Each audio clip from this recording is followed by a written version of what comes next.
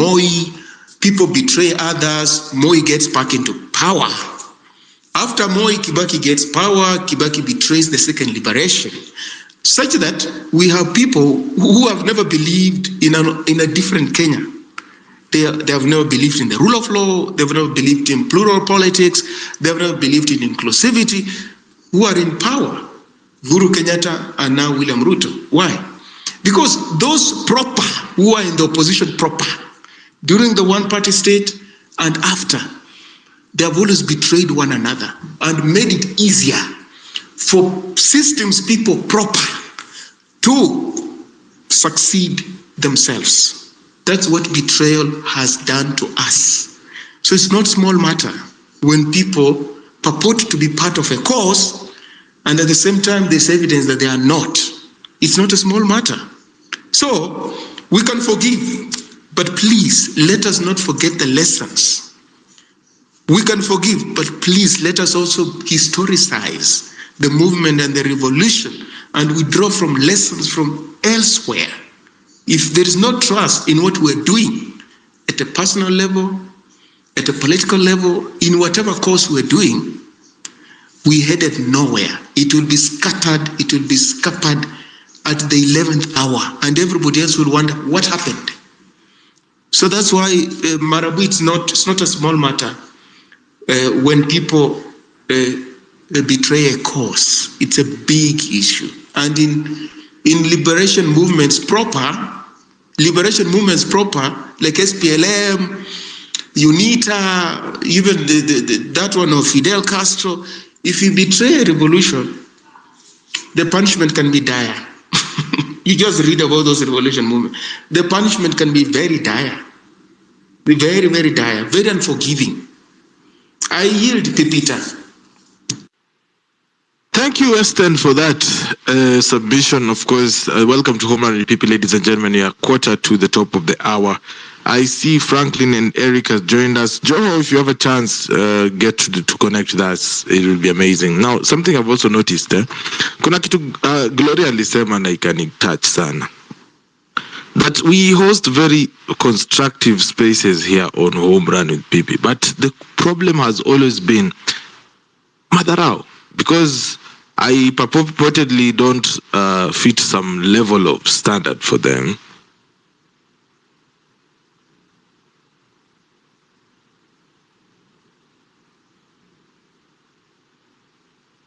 Okay,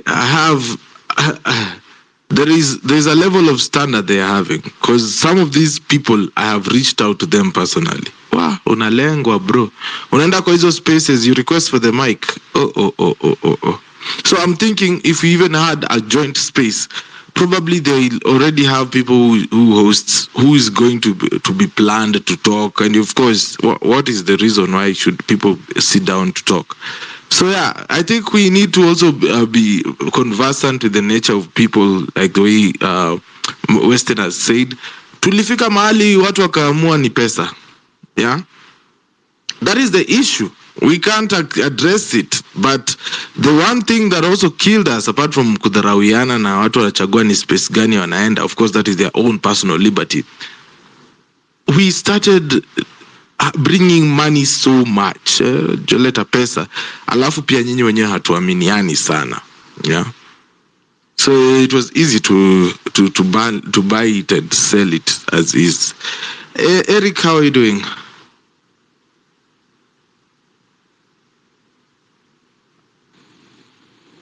Yes, can you hear me? I can hear you loud and clear. Yeah, I'm good, and I thank you very much for giving me space. Actually, I think I've attended several times, especially when there was a demonstration. But of course, I didn't get a chance to speak. But I just like the way you guys air your views, and I'm really happy what is happening. And there's one thing maybe I want to touch on that maybe I had Gloria speak about it. It's about a political party. You know, during demonstrations, the government knew very well that if you are leaderless, triplets, and all those. Actually, if you are an amorphous group, the match you can survive maybe some months or so. So they knew very well. So for me, what I would say, okay, it might look very early, but it's always good to be structured. Maybe have a political party, because the only way this government can be removed from power is through a political party. Because we know even in the constitution, you have to form a political party, then blah blah, follow those rules. Then we have this government out like yesterday. Actually, currently I'm not in Kenya, but when I look at the way other countries operate, I really cry, because we don't need to leave Kenya to go to other countries. We need to develop our own country. So when you see like now you hear people have stolen a lot of money, they're arrested in other countries trying to invest, it's very sad. We don't love our country. And when we look at the generations to come, we really ask ourselves, are we going to have a country? And we have to stand now so that we save our future generations. Because like these other countries, they love themselves, they want to develop, they want to make sure that they put structures. Like, for example, I'm in Canada and I've been here for only 1 year, but I just realized a world of difference between Kenya and Canada, because the systems put here, you don't have to follow anything. If you apply for something, you just wait. If you are told it's 2 weeks or 3 weeks, that is the time you go for that document or anything that you want. So the elephant in the room in our country is corruption. Corruption has really killed everything. Everybody wants coming to power. As you have said, I've just liked the way Western put it. If you come together and you don't trust each other, your relationship will never survive, because you are just coming together, you are greedy, or you aim at grabbing power. And once you get power, now you have nothing to put you together. You don't have a bond. So you start fighting. So this fight is what we are experiencing. As you can see, they are trying to divert attention. Our airport is going, our Kentraco, and all those other things that are going under Adani. And I highly suspect Adani could be a decoy and Ruto could be behind. But he's just putting him there so that it can be seen that Adani is the one who is going to run the show. But I highly suspect this guy could be behind, and all these things. And as we heard that they are going to be a contract after 30 years that Adani is going to hold a certain percentage, I don't know, 18% for another maybe 18 years. So when you look at that contract, even from the layman's eye view, you would see that something fishy is happening, meaning that really it's not Adani, it's not Adani. So guys, I would want to be brief because I'm working, I'm on duty. So I would want to congratulate you for whatever that you're doing. And in case you need, some of us, because we are far, maybe we can assist you, something small like that will keep you going. But above all, try to unite and try to have one cause. This government will go. If all youths come together, because you are a good number, and if they come together, register as voters, you pursue the role of Ruto and the entire administration going, these people will go. I'm telling you, people are tired and they will want them to go just like yesterday. Thank you very much. Thank you very much, Bona Eric. And if you are asking how you can support our show, because this show is supported 100% by the listeners, if you like what I'm doing, there is a tip line paleju 0721 948 229. And of course, I can give you my name if you want to, if you have to, because for the abroad transfers are here, they use the names. So if you want to support the show, there's the number there. You can drop any amount you want. You can be able to raise. Yeah, I've taken the screenshot. Yeah. So maybe our names as they appear because Okay. you have to put in case you are not doing an answer. Let me check your inbox right away. I have dropped the name there, and of course, for those who want to support the show, I'm going to be dropping a comment with our details as well for you to support. Yes, ni ile wiki yenye tunahitaji watu wenu wakuje kutusupport kwenye show. Haya, naona Franklin ako hapa. Thank you so much, Eric. Let's get the conversation going. I see Franklin here. How are you doing, Frank? Siku nyingi, shika hii kiboko, ni salamu yangu. Ulitusahau? Bro, kuwa mpole bana. Can you hear me kwanza? Unanisikia? Yeah. Unanisikia fiti? Nakupata vizuri ndugu yangu. Karibu kwenye show. Sawa, asante. Naona hapa umesema to maintain focus regarding Woes. Sasa mimi so I want let me jump in for those one who don't understand me. Nitumia lugha gani? Uswahili ama Kiingereza ama nichanganye? Ni Kenya ndugu yangu. So any language that is in the government's voice utakingia. Hata nitakuwa brief. For me, I don't know why I see it in two sense. First, in as much as tuna maintain focus, ukisoma kwa kitabu ya inaitwa Robert Greene 48 Rules of Power, kuna inakuwa law number 15 ama number 17 ile inasemaga crush your enemy completely, ile maliza. So wakati tu we lose focus na tukaanza kuwa na trust issues, then the enemy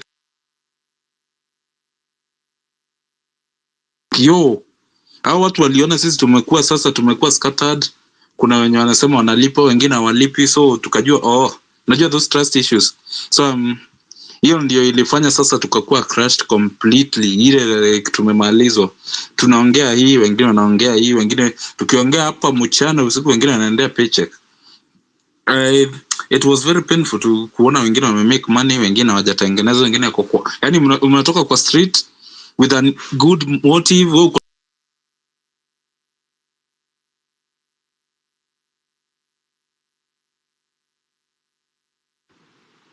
Frank bwana. Sindio? Kwani network yako imeenda wapi? Okay. Unanisikia? Nakusikia sasa. Sasa nakwambia the thing is whenever that trust is broken it take a while kurudisha.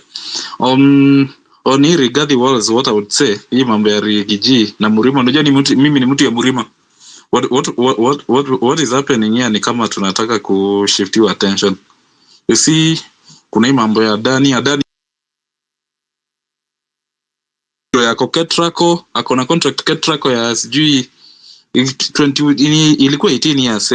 Kwa nini kwa airport ni 30 years? So you can imagine that guy analizwa airport zote, na si JKIA peke yake.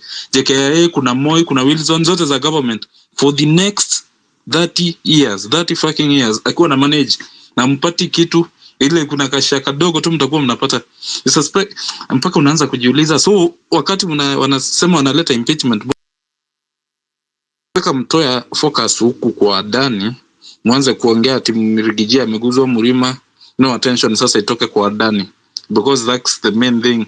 Because ukisikia impeachment kuna mahali mnataka yani focus tu itoke, na I like the way we maintain the focus. See the goal ni hao watu wote waende. Hivyo wanaleta impeachment yao, wanafaa kuleta impeachment ya Ruto na Rigathi wote wawili atago kama yule Morara tu anasema tuwatoe wote. We don't want those people. Otherwise if we continue, if kuna impeachment mimi naweza support ni wote wawili waanze, tukianza na Ruto. If that one I would be full throttle. Lakini hata ya Rigiji hebu tuone vile itaenda, lakini naona tu akienda. But hiyo sio issue ni ya Dani. Mimi nataka kuongelea hii ya Dani vile ameingia Kenya si mzuri. Nasikia hata kwa reli anaingia, kwa reli hapa anaingia.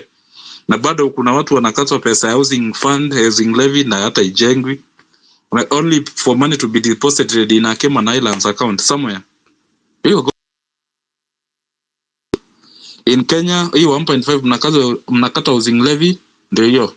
Tunaintroduce, now you are being introduced to SHA kuanzia tarehe 1 in few days time. Then tarehe 26 in the next 4 days. Kuanzia tarehe 1 NHIF kaput to everyone. nasikia naisha, unaona vile iko. I don't want to talk about that one, but let us maintain focus. Mimi sina mingi ya kusema, but I'm back now. Unajua ni job maze, ni job sometimes pipi na ndio nakosanga time. Haina pressure ndugu yangu. Inaeleweka bwana, inaeleweka. Najua sasa sometimes kupata time ya kukaa kwa internet sometimes inakuwa tricky kidogo, but nimeshukuru. Able to sikia speakers wengine vile wanasema, mimi thanks mazee, wacha nisikize hata mimi.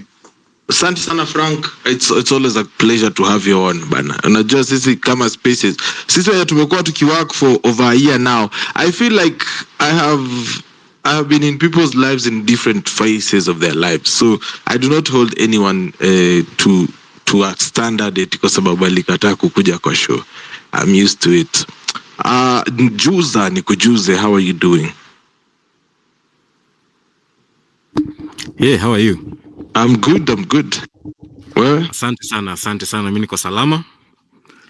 Nashukuru. Thank you for always hosting manze a platform for people to communicate and air out their views, which of course are aimed to change first of all us and then change the society around us. Now nimesikiza what guys have been saying na maoni yangu ni hivi. We think tuko na the same goal na watu wengine, as in all of us are angry and all of us want change and all of us want the current regime down, but we think we have the same goal as many of the others, but we might not have the same goal. It so happens that imeanza kuchange from a goal of Ruto must go. Now Ruto must go imeanza kuwa a means sasa. Badala ya kuwa an end, imeanza kuwa a means. Now the goals zitaanza kujireveal pole pole. Kuna watu wako na the goals of having systemic change. Kuna watu wenye goal yao ni replacing the current regime with their own idea of a regime. Unaona, ama kujiweka in those seats that are there but with no changes. Kuna watu wako na goal ya to have like proper transformative change kabisa, change the system, change the constitution, a few other things. So lazima kwangu, I am comfortable with there being many different movements aimed at the same thing. Yes, saizi we according to me naona Ruto must go being a means and not an end, because nimeanza kuona different people looking for different things. Kuna watu wameanza aspire politically, kuna watu wanataka constitution iheshimiwe na therefore tujenge zile system zenye ziko, na watu wengine wanataka tu revolution basically. So sijui where most people sit, but I think I would want us to be comfortable with there being many different groups aimed at the same thing. Si lazima ikuwe group moja ya nchi nzima yenye imeshikana towards one thing. I think saizi inaanza kuona hiyo being a little bit unrealistic. Juu kuna watu wako na political aspirations, inaweza kama mimi sina, inaweza kwa mtu mwingine hana. Now we are fighting for Ruto must go with that person with political aspirations, but sa ile Ruto ata-go, then tutaanza kupigania of huyu jamaa atataka tena kura yangu about you get. So lazima tuanze kuwa comfortable with that, tuanze also kufikiria about that eventuality that kuna watu within us, within our groups, who want these same positions as they are. Because I guarantee you, kuna mtu akiwa presidency sahi, without changing the systems, watu wengi sana in this movement watachukua. Wengi sana si mmoja. Unaona, Ruto waende wa replace those positions with themselves. I guarantee you there are many people like that. Now we need to be aware of that, be comfortable with that, na tuanze kujiuliza, how do we deal with such an eventuality? Unaona, that the movement is not pure, or even if it's pure, the goals that we're aiming for are not the same. Na tuanze kujiseparate based along, tuanze kujiseparate along those different values na different variables. Na mi kwangu personally I am comfortable with it. Tuseme sisi wote tunapigania for Ruto must go, but after that mimi na wewe tunatofautiana in the way tunatofautiana in what can happen after that, ama in what should happen after that, and then tuanze kufikiria, now that we disagree on venye Kenya itakuwa after Ruto ameenda, what are we going to do, so that tuanze kujipanga na hizi vitu sahi, instead of kuanza kuwa na, I think kutaanza kuwa na beef pole watu wakianza even though watakuwa na good intentions, watu wakianza aspire politically, mimi nataka kuwa governor, I think impact yangu itakuwa fiti nikiwa governor, ama impact yangu itakuwa fiti nikiwa deputy president, ama impact yangu itakuwa fiti nikiwa MP. And then watu wengine wako like, no, let's change the system. Kutaanza kuwa na beef between these different groups. So I think before anything else, even as we continue, as we march forward, tuanze kufikiria about hizi eventualities na tujiulize, are we aiming for the same things? And if we are not, can we disagree peacefully, respectfully, and what does that mean? And what does the movement look like once we start separating along these different lines? And then tuanze kujipanga. Asante. Asante sana kwa hiyo submission na Juza Nikujuza saying that we need to first of all have one common goal, and then uko mbele watu watajua kenye watapanga. Marabu Stocks, you're waving. You have something to rebuttal. Pipi, am I coming through? Yes, you are. Not a rebuttal. My brother Western Shilao, someone I respect very much, has raised something, and I did not want it to escape my mind. Now, Mr. Western, there are very many English words, and sometimes the words that we use are created by the media. Now, our revolution is not a revolution, because a revolution has to be planned. What we have, it was a reactionary process which can be called an uprising because of the finance bill. So within 2 months, you cannot expect people who did not know each other, who have been brought together by an uprising because of a grievance, which is the finance bill, to be in a revolution. A revolution such as the Fidel Castro revolution that you mentioned in Cuba with the Che Guevara was planned in the mountains for a long time. They had hierarchy, they had members, they knew each other, and each other had a role to play. And in such a system, if you betray somebody, it was death, mandatory. But for an uprising, it brings together people who don't know each other, people who have nothing in common, except that one cause, which was the finance bill. So what we were supposed to metamorphosize to was from an uprising to either a revolution, an insurgency, or an insurrection. But the media gave us this name and said we are a revolution. But in the real sense of the word, there's no revolution in Kenya. It has never been there because we did not plan for it. We have never planned for it. We did not expect it. We have never expected it. And that's why we have no aims. That's why we have no leaders. And that's why we have no goals. So when it comes to an insurrection, everybody is an agent of his own. Nobody is accountable to another person. So you cannot hold anybody accountable for anything. For instance, if you go and ask this man Osama and ask him, who told you to host the space? He will ask you a very simple question. Who am I in your revolution? How will you answer that question? He's neither the spokesman, he's not the leader, he's not the agitator. He's just somebody who took it up on himself. Even today, if Morara said, I'm no longer doing what I'm doing, how will you tell him to continue doing what he's doing? He will ask you a very simple question. Who am I in this scheme of things? And you will realize that he's nothing, because we are not yet a revolution. And until we find the right definitions for our ways, the media, the legacy media has always created terms. The Gen Z is also another term that was coined for us. We found it and we took it. We adapted it because we did not form anything.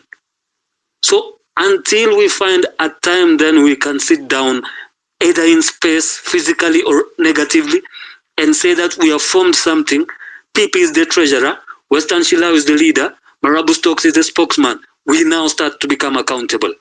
And that's why political parties have a constitution, a memorandum of understanding, and membership. That is how it is supposed to be.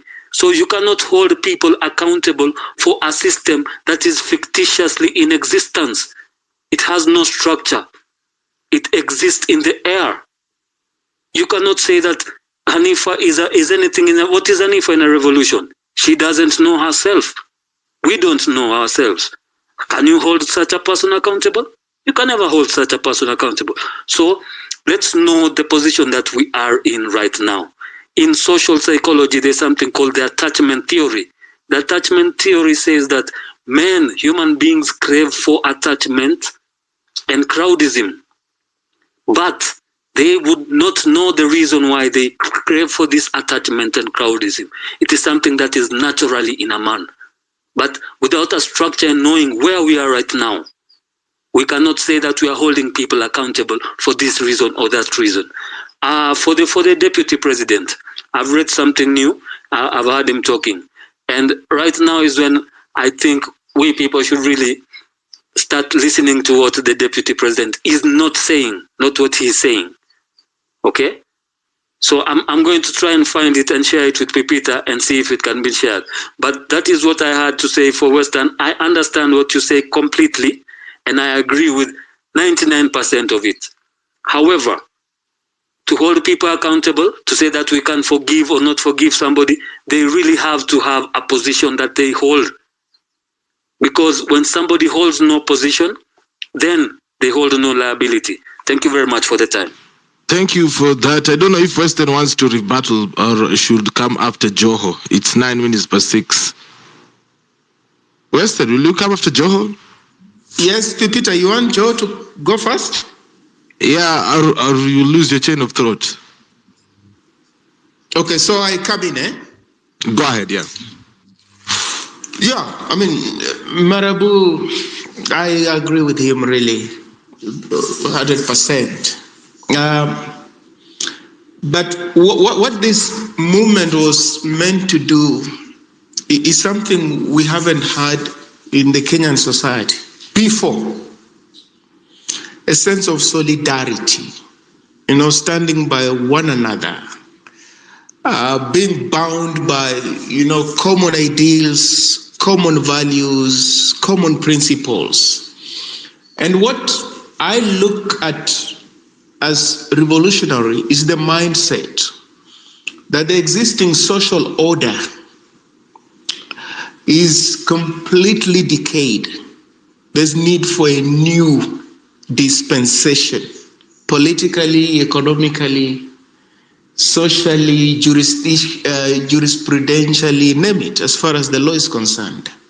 That to me is revolutionary. That realization that the status quo is not working for me and it's not working for the person next to me is revolutionary. Well, the suddenness, Marabu, the suddenness of the uprising, no one saw it coming, no one predicts it, whether it's the security apparatus, the intelligence people, whoever it is, caught off guard by the spontaneity of the uprising. That is revolutionary. It's unfortunate that ours didn't go the full circle. But what happened in Bangladesh, that was a revolution. Out of the blues, people rise up and they eject the regime out of the palace. You have got only 5 minutes. You take your bag. In the case of the former Prime Minister of Bangladesh, the chopper is waiting for you in the presidential yard. Just go. Sri Lanka, they are coming. You have to take off. There's noise at the gate. That's a revolution. So usually, if they have the luxury of long-term planning and, coming up with official structures, it's fine. But in most cases, people just reach at a point and they say, enough is enough. We've had enough of this. And it seems as if they've been communicating to one another while it's just something like psychopathy. We can't take this. And out of the blue, all of them instinctively rise up and they eject the feudal-like regime in place. Marabu, I think I don't think how do I put it?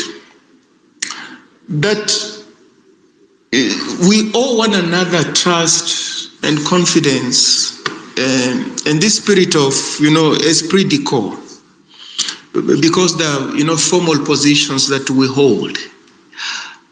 Trust. Societies that have got high levels of trust usually thrive. Like, I don't know you, I've met you in the streets, in a public space, but I owe you trust. You owe that person trust. It's not like you know them previously or you belong to the same community or same group. It's just human. That there's nothing civil about acting dishonorably and disgracefully. And the more so when people come together for a particular cause, each is expected to carry their weight. And therefore, we may not use those terminologies about maximum leader, commandante, and those kind of things, Keda, and those kind of things.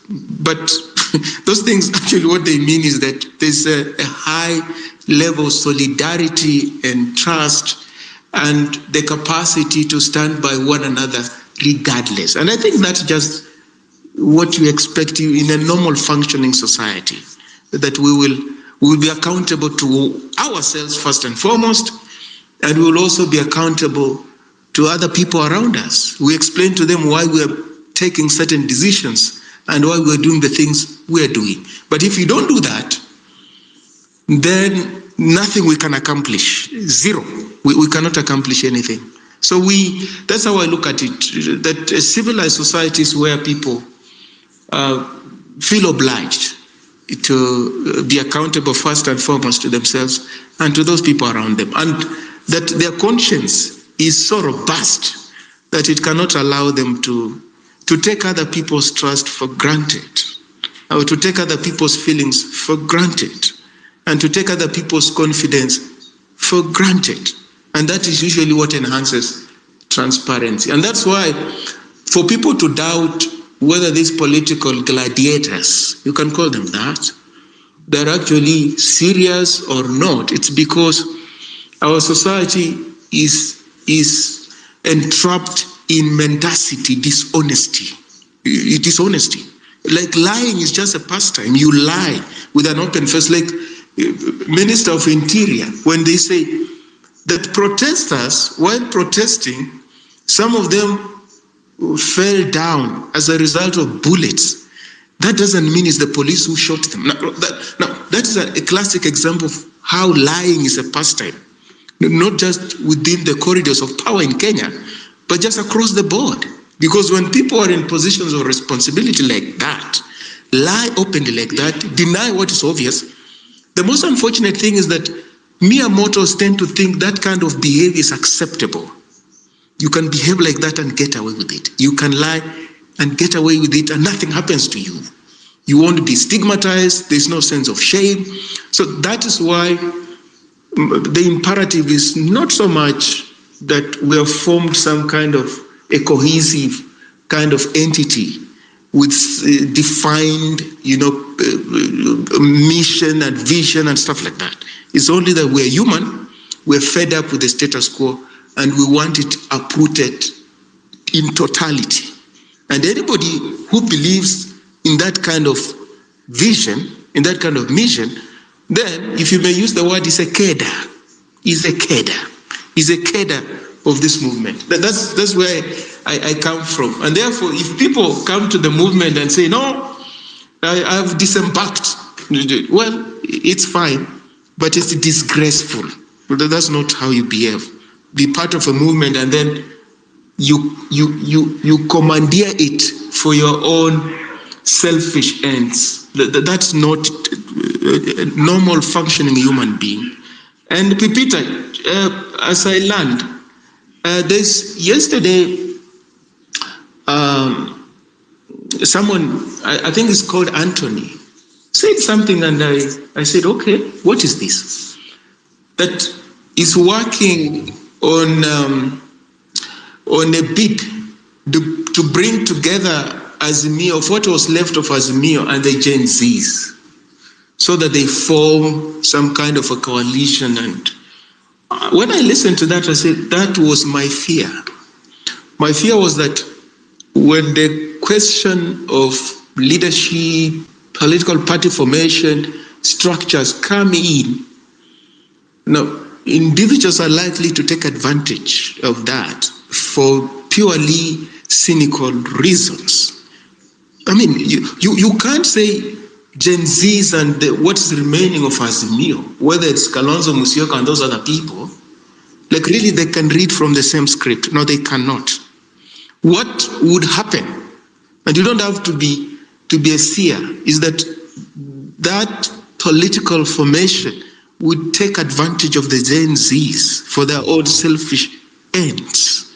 And they will steal thunder from the Gen Zs, from this movement. And before you realize, down the road, they close ranks with William Ruto. And these people, we're back to square one. So I'm very jittery, very nervous when I hear that talk about now we can form an alliance, or the movement can form an alliance, or Gen Zs can form an alliance with a given faction of the political elite. Those people are cynical and irredeemably so. Pipita, yield. Thank you for that. And kuna watu walikuwa nakasirika hapa hivi kwa comment section. I hope you get the chance to come to the mic. Me, I'm not going to say your words. Kujeni hapa juu muongee. Wanasema kwamba eti why anasema eti chali sobe ya mrembo anaitwa Tanui anasema let me just load it. PPU speaker anasema we shouldn't ask anyone for accountability, yet these are publicly sourced funds. Really, wacha nilale. Vaminator anasema this is just ridiculous. How now hata kama Kenyans tulirogwa, when it comes to politics we lose the plot. How are people believing that there is a rift between Prezo and his deputy? These people do not play enemies in their world. Now, as we continue to new speakers, before I go back to Western, you guys have been heavily invested to believe that politicians are not enemies. But you also have friends you have not spoken to 3 years, who you are very close. But now you go 3, 4, 5 years not speaking together because hamwelewani. Ukweli ama uongo? Joho, habari yako? Poa sana Pipita, niaje? Niko fresh sana, karibu kwenye show. Thank you kwa hii chance. Okay, mi naweza sema hivi, the political show yenye kwa sahi, kitu yenye we are not noticing, inaweza kuwa very well calibrated move. The elephant in the room is Adani. Sahi ukiangalia TL imeshift every place. Hata sahi najua kuna media stations wanaongelea about hiyo nini ya Rigathi kutemwa nje ama nini, hiyo impeachment.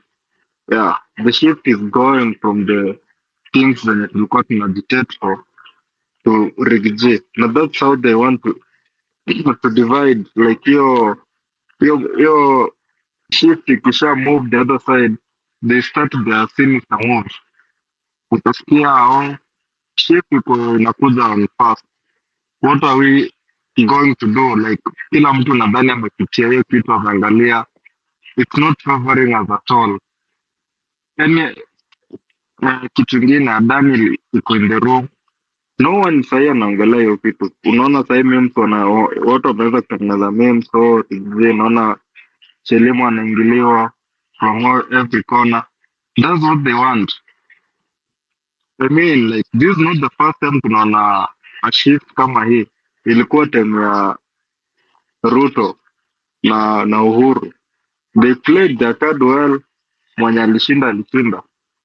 We are taken back to that same point. When tushaanza ku choose side, sahi tuna sympathize for that someone mwenye ako hapo is among the people wenye wanasumbua system. Yeah, hatuoni sisi tumefunga tu macho, like we are dancing to their tunes. Anything yenye sahi kila ukiuliza mtu akwambia Rigathi anatolewa kwa gava, but ukimuuliza about Adani, like you are so forgetful. we have mindset ya jealousy. Sorry kama naweza kuwa offensive nikitumia hiyo nini, but that's how we are. Tumekuwa conditioned that way. Tunasahau vitu haraka sana. Hii script iliandikwa kitambo na watu wenye wako bright waliangalia. Sahii hata ukiangalia the Mrima people wanaongelea mtu wetu anataka kutemwa nje, yet that mtu wao hawasaidia on anything. Wako tu like yeah, the system is not working for us. Wao wanaangalia. Ukiuliza Gachagua mbona ana complain, atakwambia the main thing ni akuli ama wameiba sana. Yani hajapewa chance ya kuiba. Ruto na watu wake wameiba, kina Murkomen, kina Chirchir wameiba, hao wengine hawajapewa chance ya kuiba. That's the main reason Rigathi kwa hapo hivyo analia. Alianza hiyo notion ya truthful man sababu mbona alianza hivyo, aliona tumeleta shida sana, Ruto ni mwongo, akaona okay, yenyewe mimi hata hapa sikundi sana, najanipea chance. What notion will I start? Nimeanza truthful man, mimi naongea ukweli. That's what we want to hear. Ukiona akiingia kwa media, kwa interview, so sijui nini, bado naongea ukweli. Yeah, those people hakuna kitu yenye wanatusaidia. They are looking for ways to loot for like the generations to come. Ukiangalia ndani, kuna mtu alipost something here, ilikuwa inasema colonizers will come in form of investors, and that's what is happening sahi. Ndani deal ndio huyo umesikia na ako kwa Ketrako, ameingia airport sahi through Jaishi, ndio huyo ako kwa health, akaingia kwa port. Like we are not going to be ourselves anymore. Like hakuna kitu yenye tunarun ourselves. Mimi naweza sema Ruto amekuwa very brilliant guy, amekuwa working to destroy the systems zenye zimekuwa in place, systems zenye zina work. Yeah, amekuwa kizivunja kabisa. Education ilikuwa ina work, sasa it's not working anymore. Masiva alienda shule, alijoin August, ilikuwa August this month huko ikianzanga. Yeah, ameingia shule mzaya analia mazee. Mimi nikisoma hiyo pia ikuwa huge hivyo, shit like hata banda meweko unashangaa. Okay, like yeah, si yeye peke yake, kuna watoto wengine tukipeleka si shule watu wanalia huko hivyo. Things are not working out. So vile vitu zilikuwa zina work zote, okay, unaona NHS is not working. Why won't you mend the place yenye high work other than bringing in a new thing kabisa? Alafu hiyo to hold watu accountable, that's what we lack. Unapata nikitumia kusita hapo hivi 300, nitataka kujua alinunua bundle ya ngapi, alinvite nani kwa space, sababu hiyo ni pesa yangu, nani waliongea nini. But the people we really need to hold accountable, that we hold accountable, our leaders. Umeona watu wengine wako nini hiyo vile wanataka kutoa CDF, watu wameenda wakilia. Ulisikia vile Mohamed Ali alikuwa analia eti hatutaki maendeleo, but that money is not really for maendeleo, ni pesa ya kuloot. Mtu huwezi toa CDF safari ya 4,000 shillings, yet kuna millions zinapeana kwa hiyo constituency zinafaa kufanya kazi. They funika with bursaries za 7,000 shillings, ikienda sana ni 8 ama 12. Ukipewa tu watu wanakuja wanasema wenyewe inawaka, but it's not working. Ukiangalia pesa iko hapo hivyo, muingie kwa audit books za serikali, unaanza kupiga nduru. We just dream. We should hold people accountable sahi. And the main thing, we'll see how we will make our system work. If people are implicated in corruption, just step down, investigations zifanyike, uende jela ama ukuwe hanged. That's the only way to go. But kusema like watu tunaingia kwa maybe a revolution, we have a common enemy when tunataka atoke, then we can't hold you accountable. hapo kidogo I beg to differ. That's my submission. Right. Thank you so much for that submission, Joho.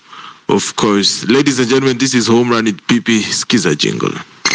This is Home Run with PP. That submission by Joho gets us to 27 minutes past 6 p.m. East African time. I hope you're doing amazing. Rurigi, how are you doing?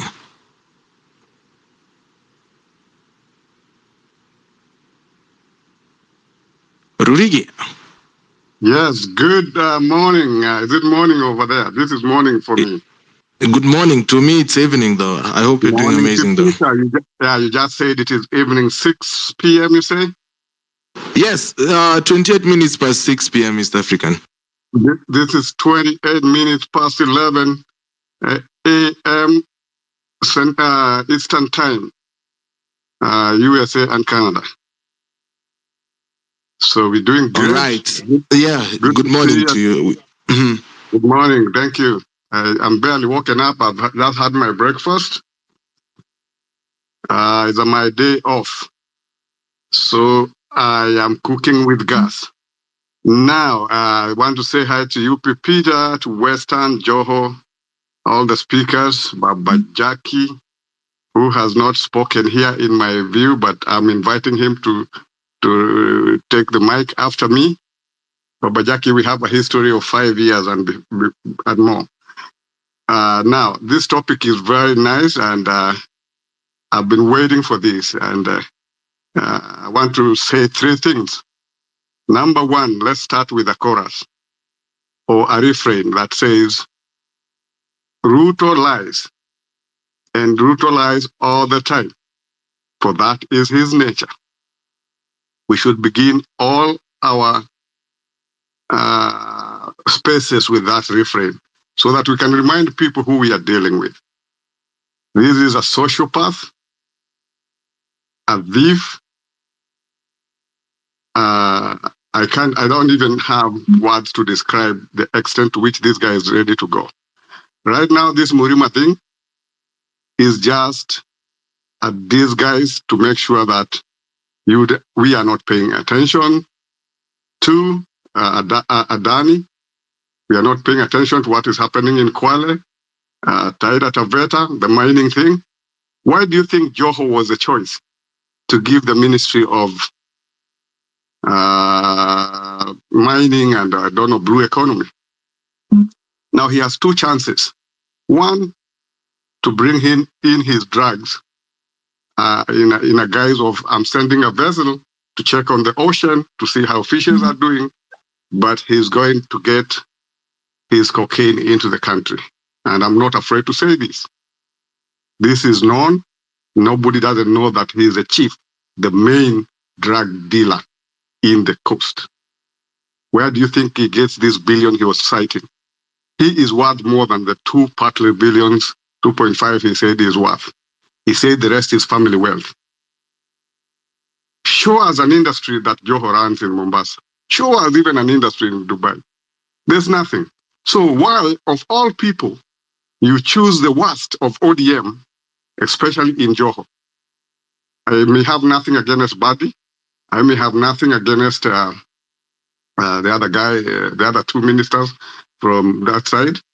But Joho and Oparanya should not have been in that cabinet if Ruto meant good for the country. But you know what? He has never meant good. So let me take you guys back a little bit to 2012.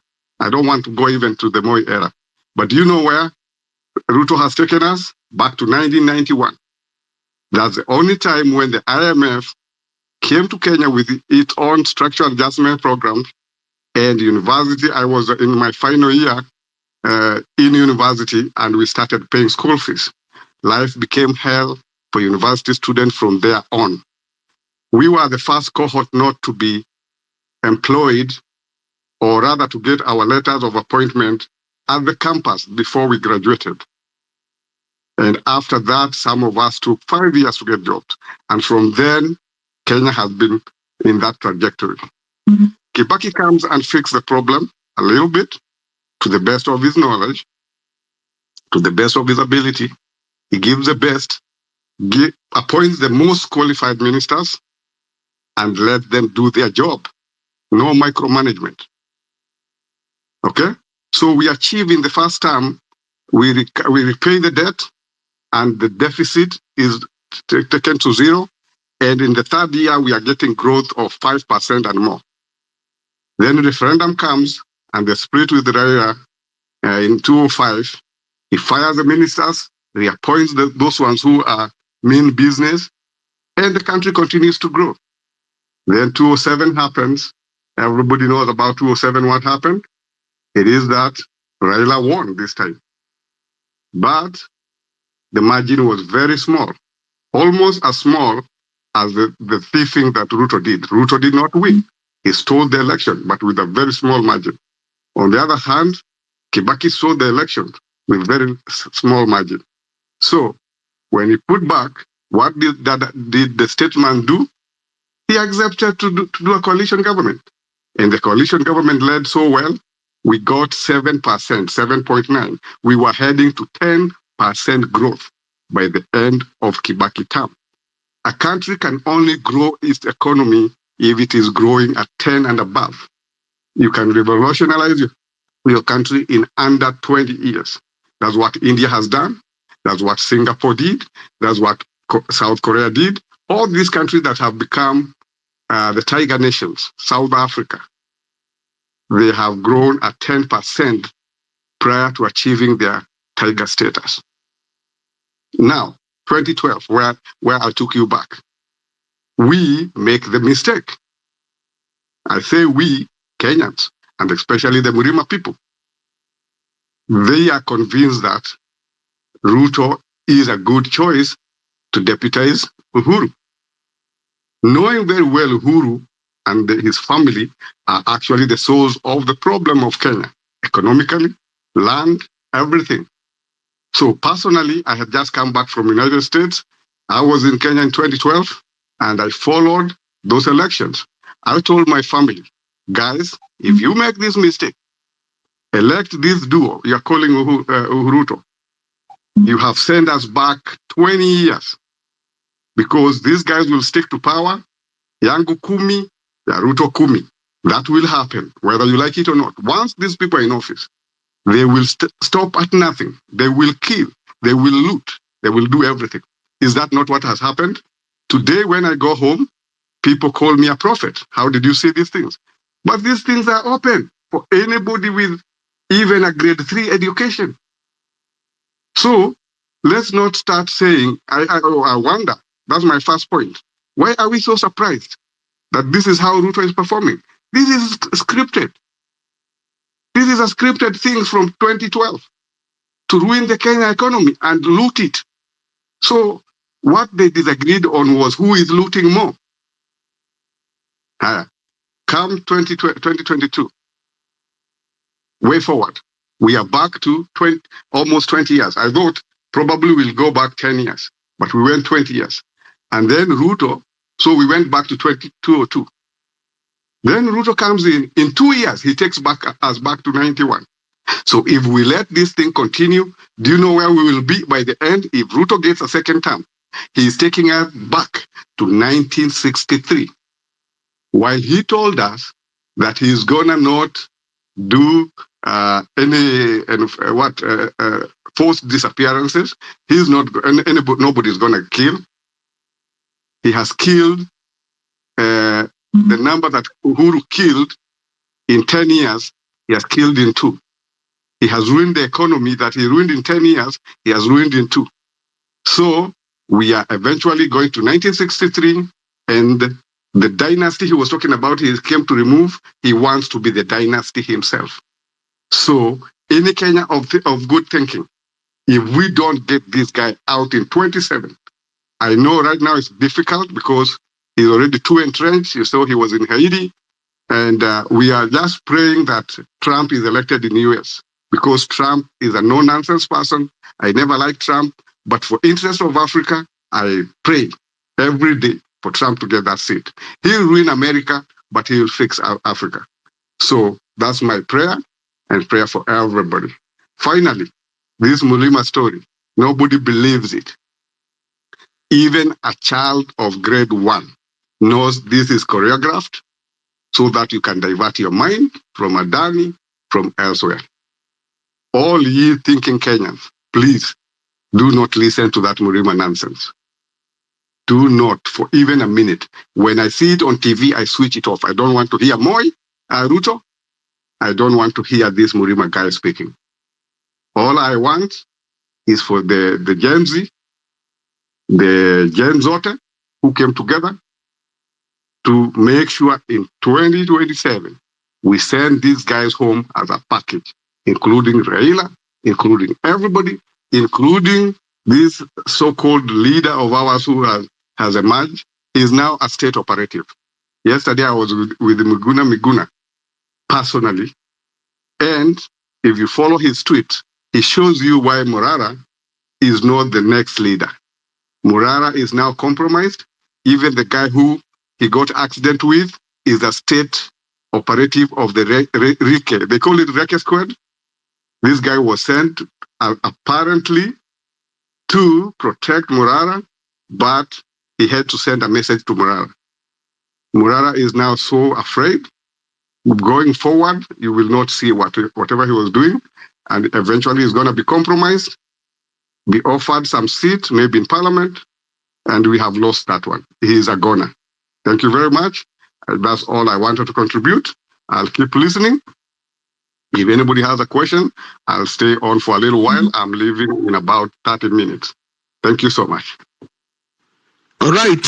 Thank you, Ruriki, also for your submission. And I want to know why you guys really think Morara is compromised, because I feel sometimes when people speak these things of compromise and all this, I feel like, hey, I'm a mimi ndo nakuanga blind. Yeah, so maybe you can help us understand what makes people believe that Morara is compromised. And as well, ladies and gentlemen, just to highlight, pale vijuku na tip line. Yes, we are at 00. Ingia pale vindani to support if you can. I see Western.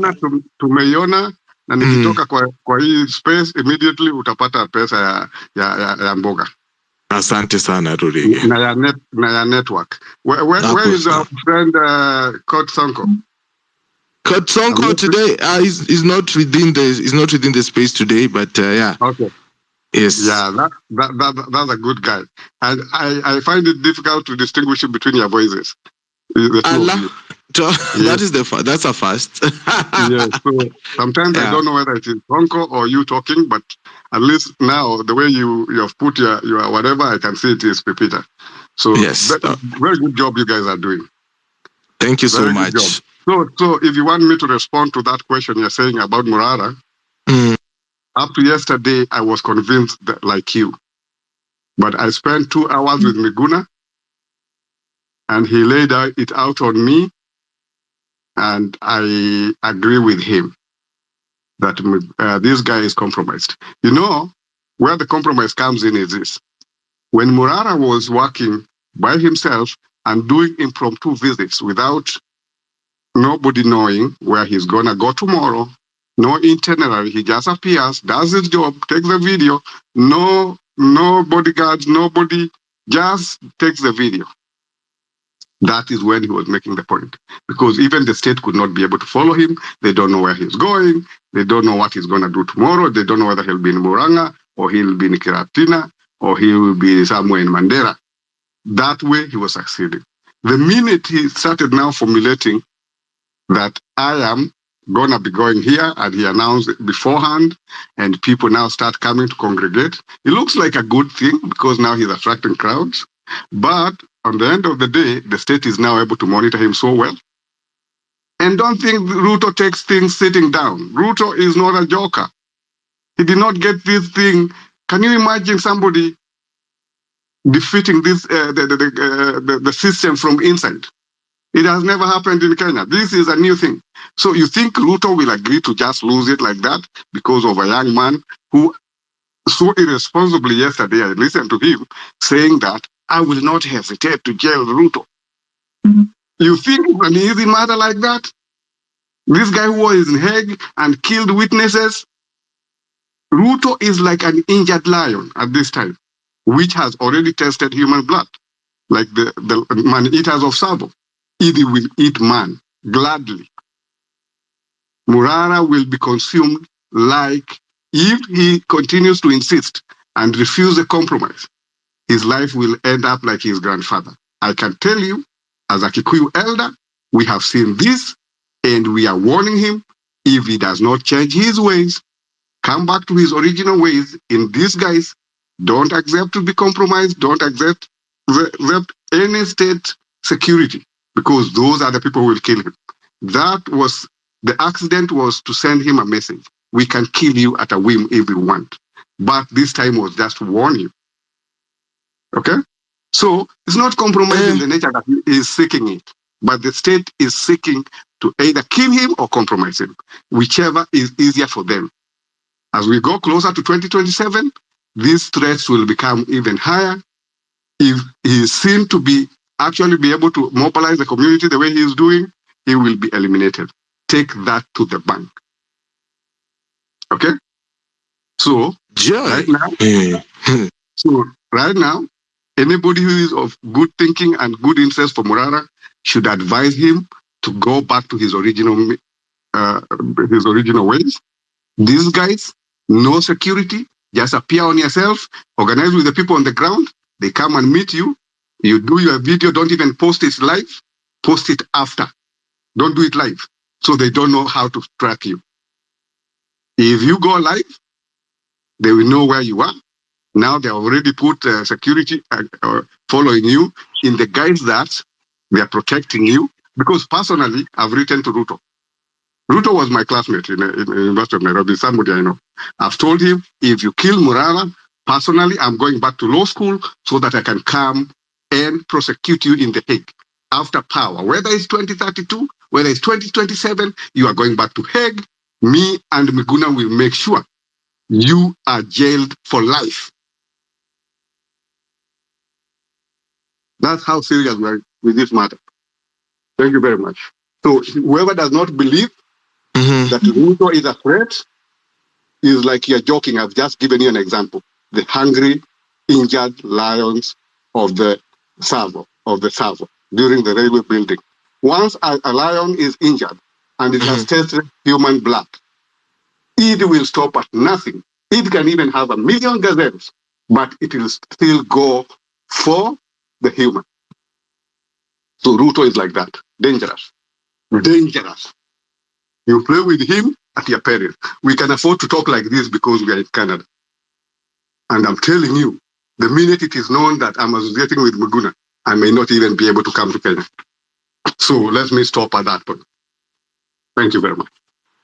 All right. Thank you, Rurigi, for that submission. I see Western. I may know mkono juu. Western. Pepita. Yeah. Ours is what they call guided democracy. That's why, if you listen to what Rigathi said, those are unpopular sentiments. But facts are very brutal because they don't disappear because you've ignored them or you're not seeing them. Ours is guided democracy. That's what it is. I keep on saying here that we fantasize democracy a lot in Kenya, but when you look at it critically, it's hollow. I do agree with the Rurigi that Ruto has got options when it comes to, if you say the Morara will be the candidate of Gen Z, that gives him one hell lot of time to plan, to scheme, and what have you. Because they say one day in politics is a lot of time. Now here we're talking about years. Can you imagine if you've identified your adversary, and in advance you're telling the adversary that you will attack them on a particular date, and you think you'll get your adversary seated pretty on their laurels waiting for you to come and take them out like a sitting duck? You kidding me? You kidding me? And he's been in this politics much longer. And one thing I give it to him. I said facts are stubborn. Is that you have to give it to him when it comes to political instinct. It's high, political instinct. Governance is something else. But politics, how to read politics and what to do, the chessboard kind of thing, you have to give it to him. Because of all people Moi tutored, this is the guy you would say who graduated. The rest did not graduate.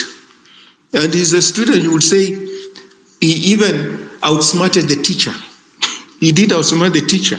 When Moi was thinking about, I want to hand over the Kalenjin to my son, Ruto had run away with that constituency. It's gone. It's completely gone. He was left, he didn't know what happened. Such that by the time that old man was passing on, they were not seeing eye to eye with Ruto. So he's not a politician you can underestimate. You can't. Your work is cut out for you. And when you say that, it's not that you're being melancholic.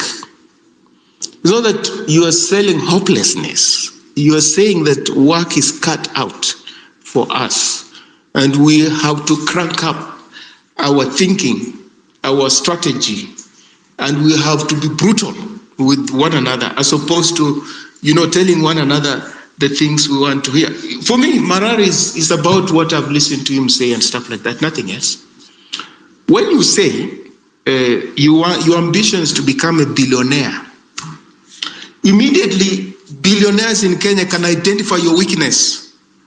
It's like you're saying you are into a fight, but you say, I also love fine wine. Okay, people who know where fine wine is brewed will go and look for it. You've already told them your weakness. So he said his ambition is to become a billionaire, but he can get into politics and this. Now, moneyed people in Kenya already identify you. That's your weakness. That's your weakness. And they say, we can work with this person actually. But if you say, I want to get into power to smash this feudal-like socio-political system, I want to smash this feudalism in Kenya. I want to fight against inequalities. I want to bring majority of Kenyans into the mainstream economy.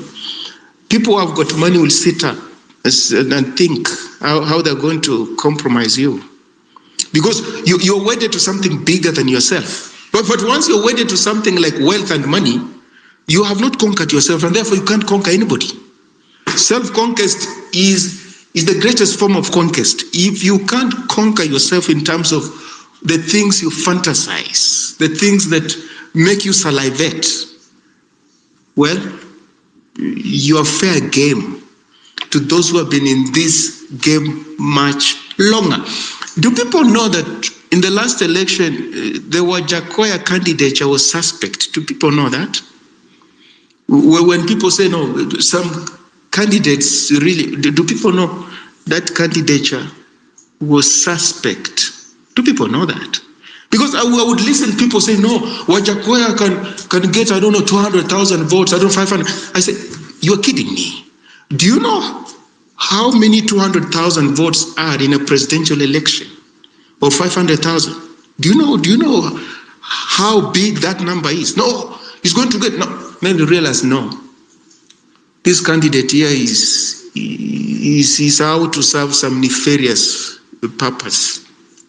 What his role was to see whether he could halve youth votes so that, could create a too close to call kind of presidential race. Because why would a candidate be talking about bang and marijuana and stuff like that in a country that supposedly is conservative? You tell me where the logic is. And the church people were never even speaking about it. And if they were doing it, it was in some tame voices. And there was no this backlash against who is this, who is saying what. So he was reduced to some kind of a lampoon, some buffoon, saying very weird things, I don't know, hyena balls and stuff like that. Comic relief. But there was a role he was meant to play, which didn't come to pass. So when I talk about guided democracy, that's what I mean. They're usually undercurrent things that you don't see. Secondly, people are asking, now you can campaign even at night in the middle of the CBD of Nairobi, and the security apparatus don't pounce on you. They seem not to be concerned. One, the inference is this. They don't think you're a threat to them. They don't. That's the thing. If in Kenya you're campaigning for high office, or you've declared your intention to run for high office, and the state is least bothered about what you're doing, the conclusion is that they don't think you're a threat. Or secondly, they think you're pandering and you're advancing their agenda. When Rigathi said what could happen in elections down the road, it's not like it's something you can predict like as a prophet. You just draw from a history that we have got an inconclusive election down the road. And then if the Gen Zs had a candidate, well, the candidate will just be offered a ministerial position in government. And they say, how many people are around you? Come, join this. Because that's what has happened in the past. And they think it can happen in the future. So supporters, if you want to make noise, they ask, but your leader is accepted the deal. Who are you to oppose that deal? With one fell swoop, you have completely dismantled what people thought would be an existential threat to your hold on power. And therefore, when you come together and coalesce under an umbrella of a political party, then what is expected of people who do that is that then you have to study your opponent quite closely and quite robustly. You have to study your opponent. If you don't, he takes you to the cleaners. And I can tell you this for free.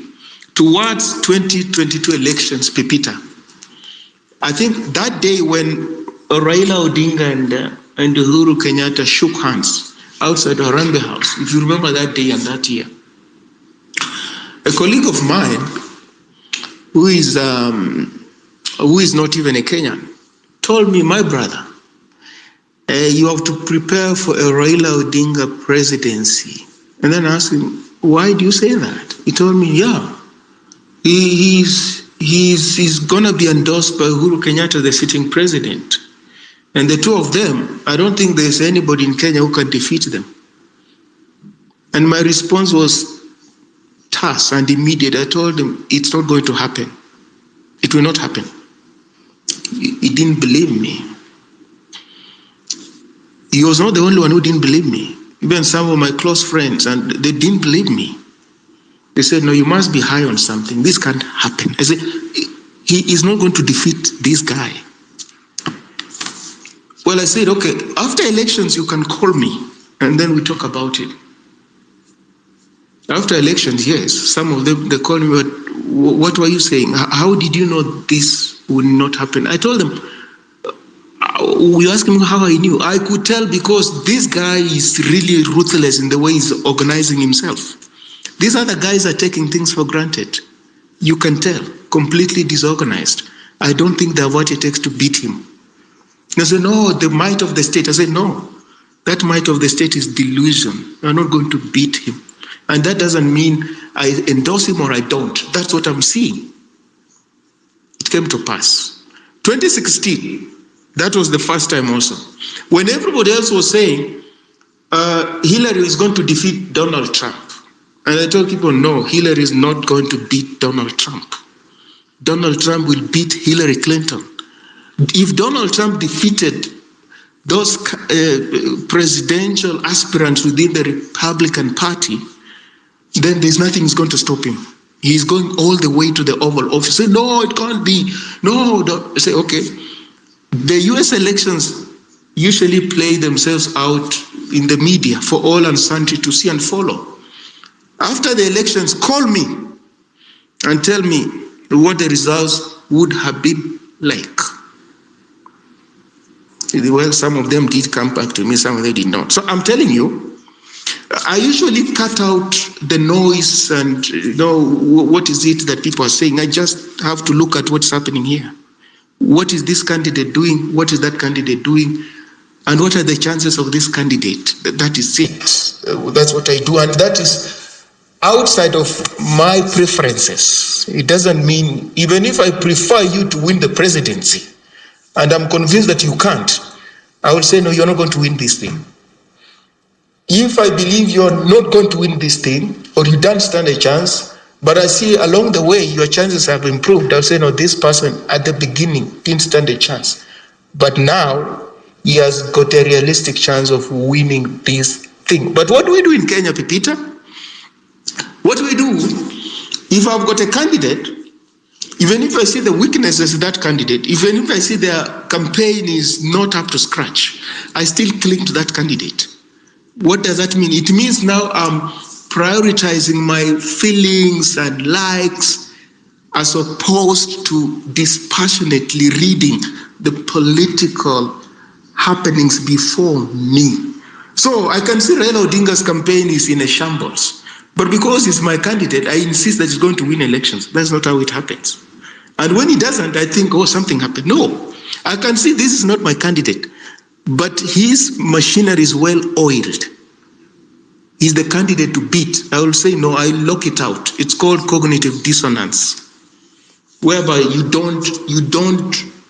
not receptive to anything that goes counter to that which you passionately believe in. And that's what we do in Kenya. So it's not like you don't like Morara. If you say these things, it's not like you don't like him. It's not like Miguna doesn't like him. But what Miguna does, he dispassionately reads the things that are happening outside of his likes and dislikes. And when he comes up with those conclusions and observations, you could easily dismiss him as somebody who doesn't like a person, or somebody who is a rabble rouser, or somebody who is throwing a spanner in the works. That's not what it is. So this is my reading of Morara. He comes across as naive, and our politics does not like that kind of character, to be naive. You have to be ahead of the game. If you don't, well, at the end of the day, they make means of you and life continues. But the problem is that those who believe in you suffer a lot in terms of heartache. Heartache. They suffer. Broken hearts and stuff like that. So that is where the only problem, I only worry, when we don't place these people under the microscope and observe and read them dispassionately, brutally, and honestly. We invest emotions in them. Well, in actual sense, down the road, there are pitfalls, and they're going to fall into those pitfalls. So my inference is twice. Either they believe Morara is not a threat to the hold on power, or they think they can cut deals with him down the road. It's as simple as that. I yield, Pipita. Hey, Western Shilaho gets us to the top of the hour again. Hey, MZ. They believe so wanapata kwamba Umra ni the people, the reason why sijakujua ni kwa sababu sijafika level. Mama you. Social conversations, engaging topics on your phone anywhere. This is Home Run with PP. Lakini that's why mimi nawaambianga kila siku hapa na narudia kila siku kwamba sitaki pesa ya wanasiasa. Hata corporate wenyewe saa zingine when you get their money, they want to micromanage you. You get. If I was a radio presenter in a media house right now, I would probably be working under certain stringent looks. Watu wakinimark, unanielewa? Lakini because now I am able to just do my thing hapa hivi nje, it's easier for me to say some words. It's easier for me to let people speak to the space without fearing that kuna mtu atatufanyia kitu mbaya. This is Home Run with People, ladies and gentlemen. Of course, for me, I have dedicated my life to educating and, of course, creating a platform where people can just speak up their minds without fear of, being persecuted or being judged for whatever. Of course, hapa hivi kwenye Home Run with People, our show is supported by you, the listener. If you like what we are doing, there is a tip jar line. 0721948229 is the number where you drop in your support. Of course, that helps us keep that independence of thought, and of course inatusaidia pia kulipa rent. We moved our studio to a room. So yeah, we have to pay rent for it every month, and of course mambo ya internet nini. Yeah, so whatever you put in that tip jar really helps in moving this studio to the the next level. And of course, as you see, I have some short-term goals. Yeah, hizo nataka nikishaweka viti na hizo some back decor hapa hivi kwenye ukuta hapa. All of this now will now start making sense. So that is what I'm doing. So mkishangaa mbona nawaambia weka tip is because it really helps in helping maintain the independence of voice. Unajua ningekuwa mtu kama wa UDA sasa ningekuwa nimeanza kublock watu. Ama ningekuwa mtu maybe wasaidia Raila. You see the way the bloggers lose instant what we call it, they lose credibility instantly, are guided by their political god. So that is what we are doing here kwa Home Run Pipi. So thank you so much kwa wale ambao kwa hivi ndani wakitusikiza, wale wana share the space, wale wanaongea kwenye space, and of course everybody who finds time to be here. Rurigi, I see you want to talk. I want also to go to Richard right after you, and Tanima team is also on the line. We are about 7 p.m. East African time. 2 more hours to the end of the show, so we have time. Rurigi. Yes, just one statement. I agree totally, and I think there's no contradiction or conflict between what Western just presented. He only has very good political language. Me, I'm presenting it very raw. But the point I wanted to just emphasize what he said is this idea that the Ruto and the guided democracy, the way they work is that they evaluate your threat profile. If you're not a threat to their interest, they don't even give you attention. They don't follow you. The minute they start following you, you know you have reached their threat profile, which is a watch status. Now, when you're in watch status, everything you do is monitored. But now, when you reach a level where you could threaten their holding power, for example, in 2027, now that is where the threat level is elevated to emergency and all systems go on you. So that is the point we are asking Morara not to allow himself to reach. Number 2 little point. Morara has already identified his weakness and his what he is salivating for. This is things these people acquired long ago, way like 30 years ago. He is where Ruto was 30 years ago, with the belly, the fire in the belly, but not for good governance. It's now coming out clearly that he is more interested, like Western said, on making money. And he thinks probably, like Ruto thought, and he has been proven correct, that politics is the way to wealth. Ruto has never owned any industry. Ruto has never owned any, even this chicken he says he was selling is a total lie. He was selling chicken while he was in high school to educate himself because they were poor, dirt poor. Otherwise, the minute he got into governance, he has never done a business a day in his life. He has just lived politics. Now, Morara is even ahead of Ruto in that respect because he's running a business. He's making some money. Even the first car Morara bought for himself, first car for Ruto was bought by us. I know who bought the car for Ruto. So that's why I could raise to another profile if he knows now I'm working with people. So I can disclose some of this information. I know who bought the first car for Ruto. So the reality is Morara has to be very careful, go back to his original script, go back to financing himself, don't accept gifts from politicians. In fact, he should not even accept gifts from anybody. He has enough resources to finance himself. The only thing is, in this discreetly, he can organize himself among his groups. Don't even use bank. Just transact under the table, get the money, put it in your account as if it is your business account. So these people cannot trace. They'll think you keep making money from your business, and the business is growing. And meanwhile, continue to grow your business because you don't know the way the politics will go. But the route is going through is going to lead to disaster, and that's what we are trying to avoid. Thank you very much, Peter. Just that, and then you can go to Richard. Yeah. All right. Let me hear. First of all, I don't want to make it a podcast, so I want to hear Richard, and of course, Western. When you come back, I want you to just give me one word, one answer, a word, Western. Ellis Hill is our long time listener hapa kwa Home Run. Anasema kwamba Western, I am curious, who do you think will win the presidential race in the United States of America in 2024? Western, who are you putting your donkey on? Pepita, if I was a bookmaker, I would put my money on Donald J. Trump. Where? Okay. I'll be here. Unajua uzuri Home Run, November 7th is actually a weekday. It's Monday. Ngoja, no, that is October. November is on Thursday. Yes, that is when they are going to election. So I think your week, Monday 11th, we will be here. Ellis Hill is in the United States, of course.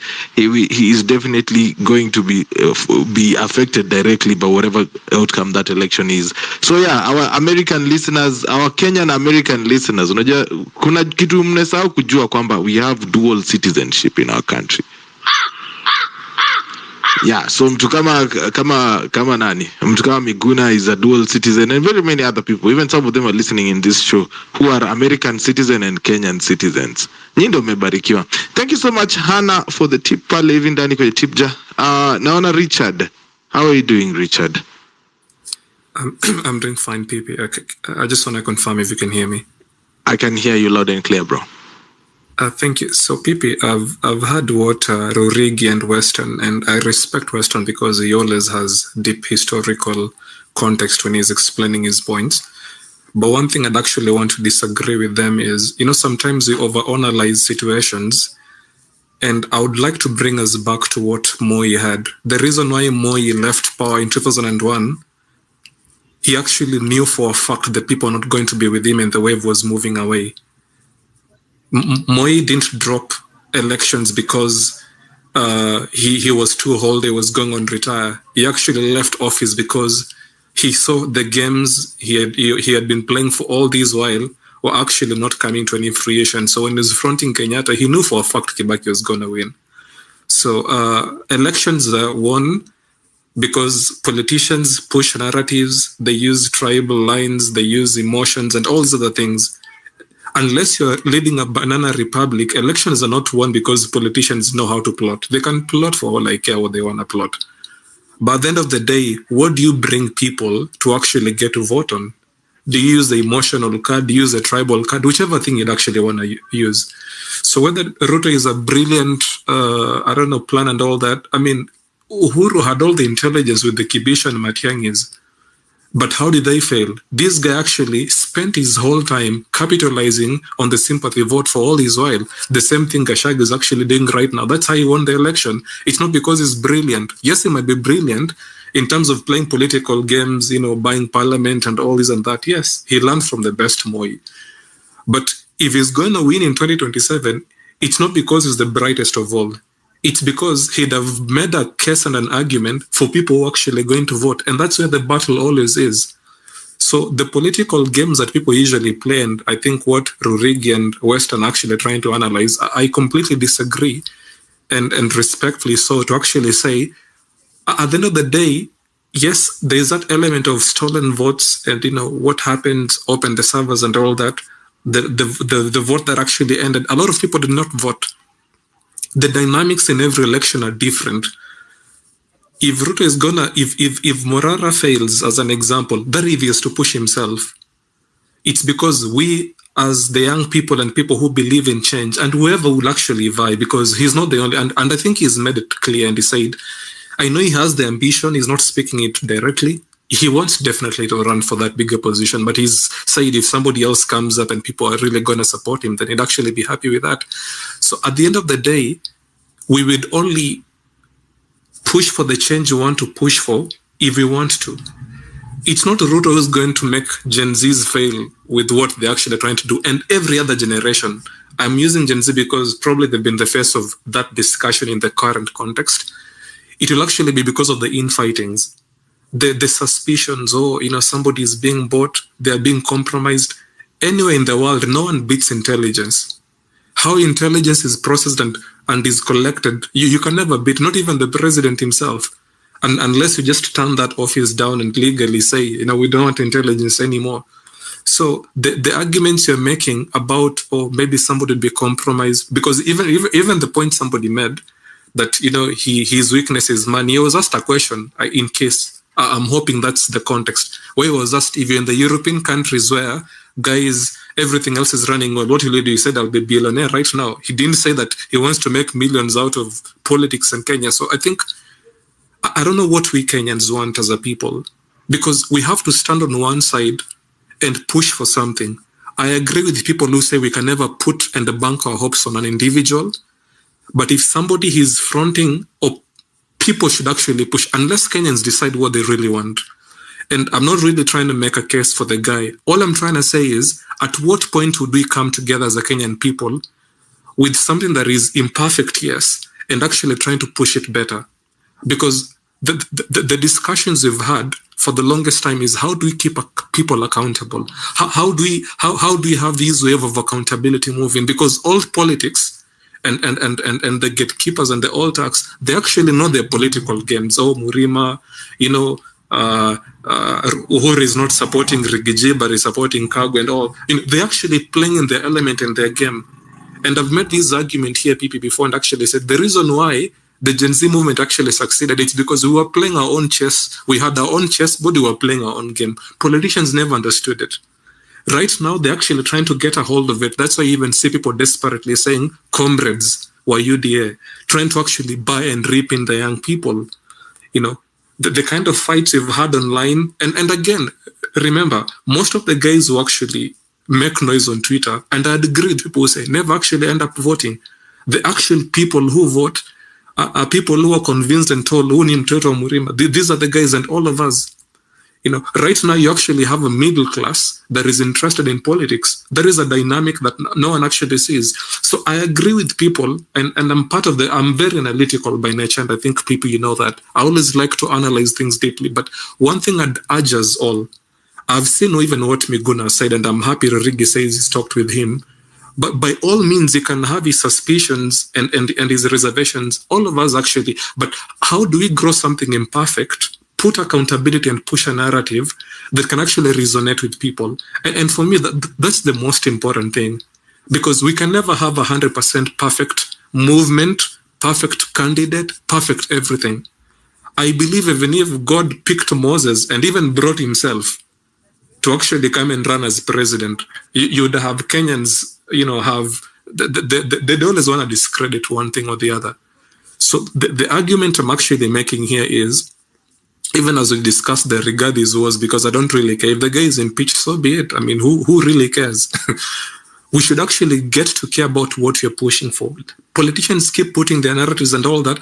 Unless we have a front, we have an identity, we have a message, let that fail. And we'd say we at least tried. Because if you start putting pressure and the standard and say that, I don't see how this is going to end, we don't see if this thing will materialize to actually bring the results we need, we would never get there. We have to start from somewhere. We have to support our very own. Politicians are cousins, they support each other. That's why they always win. That's why they even do handshakes. If we cannot come together as a people, rally around a movement and an idea, we are not saying that idea will not get bottlenecks along the way. Ruto can hire all the intelligence people. I mean, the same intelligence working for him was working against him when he was DP. These guys, they're just a machine that works for the regime that is at present. So if today PP are to run for president and they actually won, you'd also be accused and said, PP has the intelligence, you won't beat him. So let's not go that direction. I mean, humans are emotional creatures. They understand something. I think 2002, that it was actually a different time. Guys were aching for change. Moi was losing his thing, internationally. Even guys told him in 1992, this multi-party thing, I think guys from London called and told Moi, you know what? Because if you touch it, and when he allowed multi-party, he actually bought himself some more time and played these games. The Saitotis were like, okay, maybe we'd get a position. When they saw there's nothing Moi was offering them, obviously, all of them were hungry to get a piece of the pie. They left him and, enacted themselves into the movement. It's not like Saitoti was always a Moi supporter. But by the time he was supporting Kibaki, he was like, you know what, this guy even disappointed me. So all these people came together and supported a cause. Not because they believed in that cause, but because out of their own personal disappointment, they actually joined a wave and hope something will actually come. All I'm trying to say, PP, I can preach till Christ comes back. We as a people need to stay focused. We need to have a message. We need to have an identity. Morara does not need and have to be the face of this movement. But if you're online here, being suspicious, saying somebody is compromised, nakwambia hata Western today, you could come or Rurigi, you'd two, 3 maybe days from now, if let's say you're the face of the movement, would call you is compromised, you know, he's been talking with Miguna, who knows who's controlling him. I mean, these narratives will take us nowhere.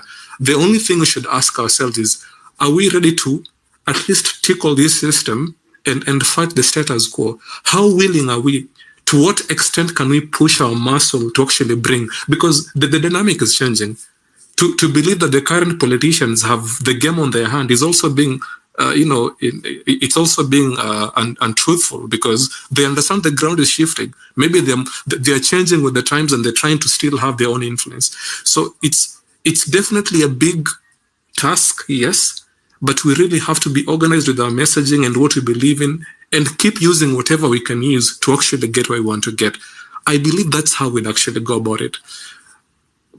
Guys who are good at analysis, analyze whatever you want to analyze. But at the end of the day, this country is not a dictatorship. We have a new constitution.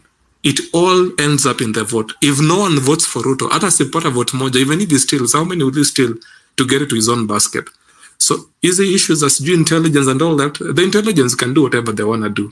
At the end of the day, will they kill us all? No. If people get tired of hearing what is right and changing their mindset, that is what the battle is.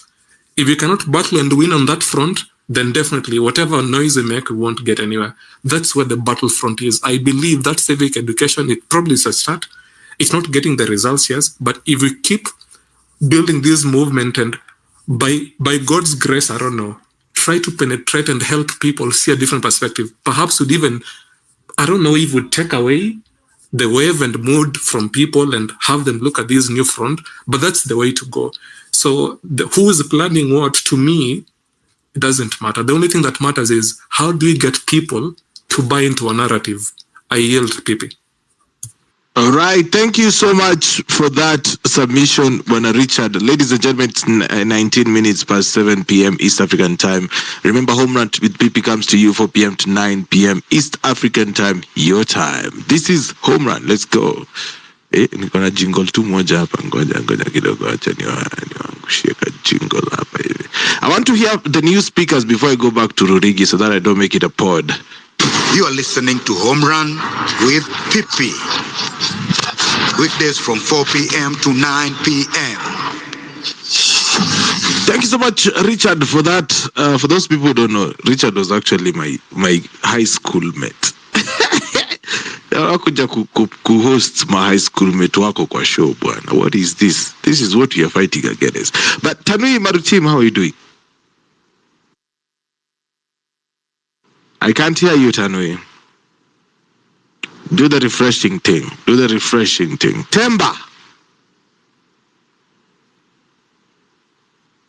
Temba, are you there? Yes, I'm here, Peter. How are you? I'm good. Talk to me. I hope you can hear me, all of you. So I just wanted to pass some information, maybe in regard to what you're experiencing right now, politically and economically. And this will give us a milestone on how we can generate our path, and we just have to come up with something that we might call is for Gen Z and millennials, like we had last, and we really pushed Ruto to the wall. So allow me just okay. So first of all, let me just say something about what is happening politically and which is affecting us economically, and this is in relation to what the government is doing. And I've heard what Richard has said, very good points in that regard. So First of all, what is eating us is tribalism, which is making everything impossible. Maybe it seems to be impossible, but if we just bury those hatchets, sure we're gonna improve on some matters, and we have that good leadership. For example, just take a case study of what happened during the demonstrations last 3 months. So when they realized that the masses are winning the case, so they decided to subvert the people's attention and ideas when they started by terming maybe these issues tribalic, whereby I could hear some governors from certain regions telling people that this demonstration is not all about our tribe, but it's all about some tribe there.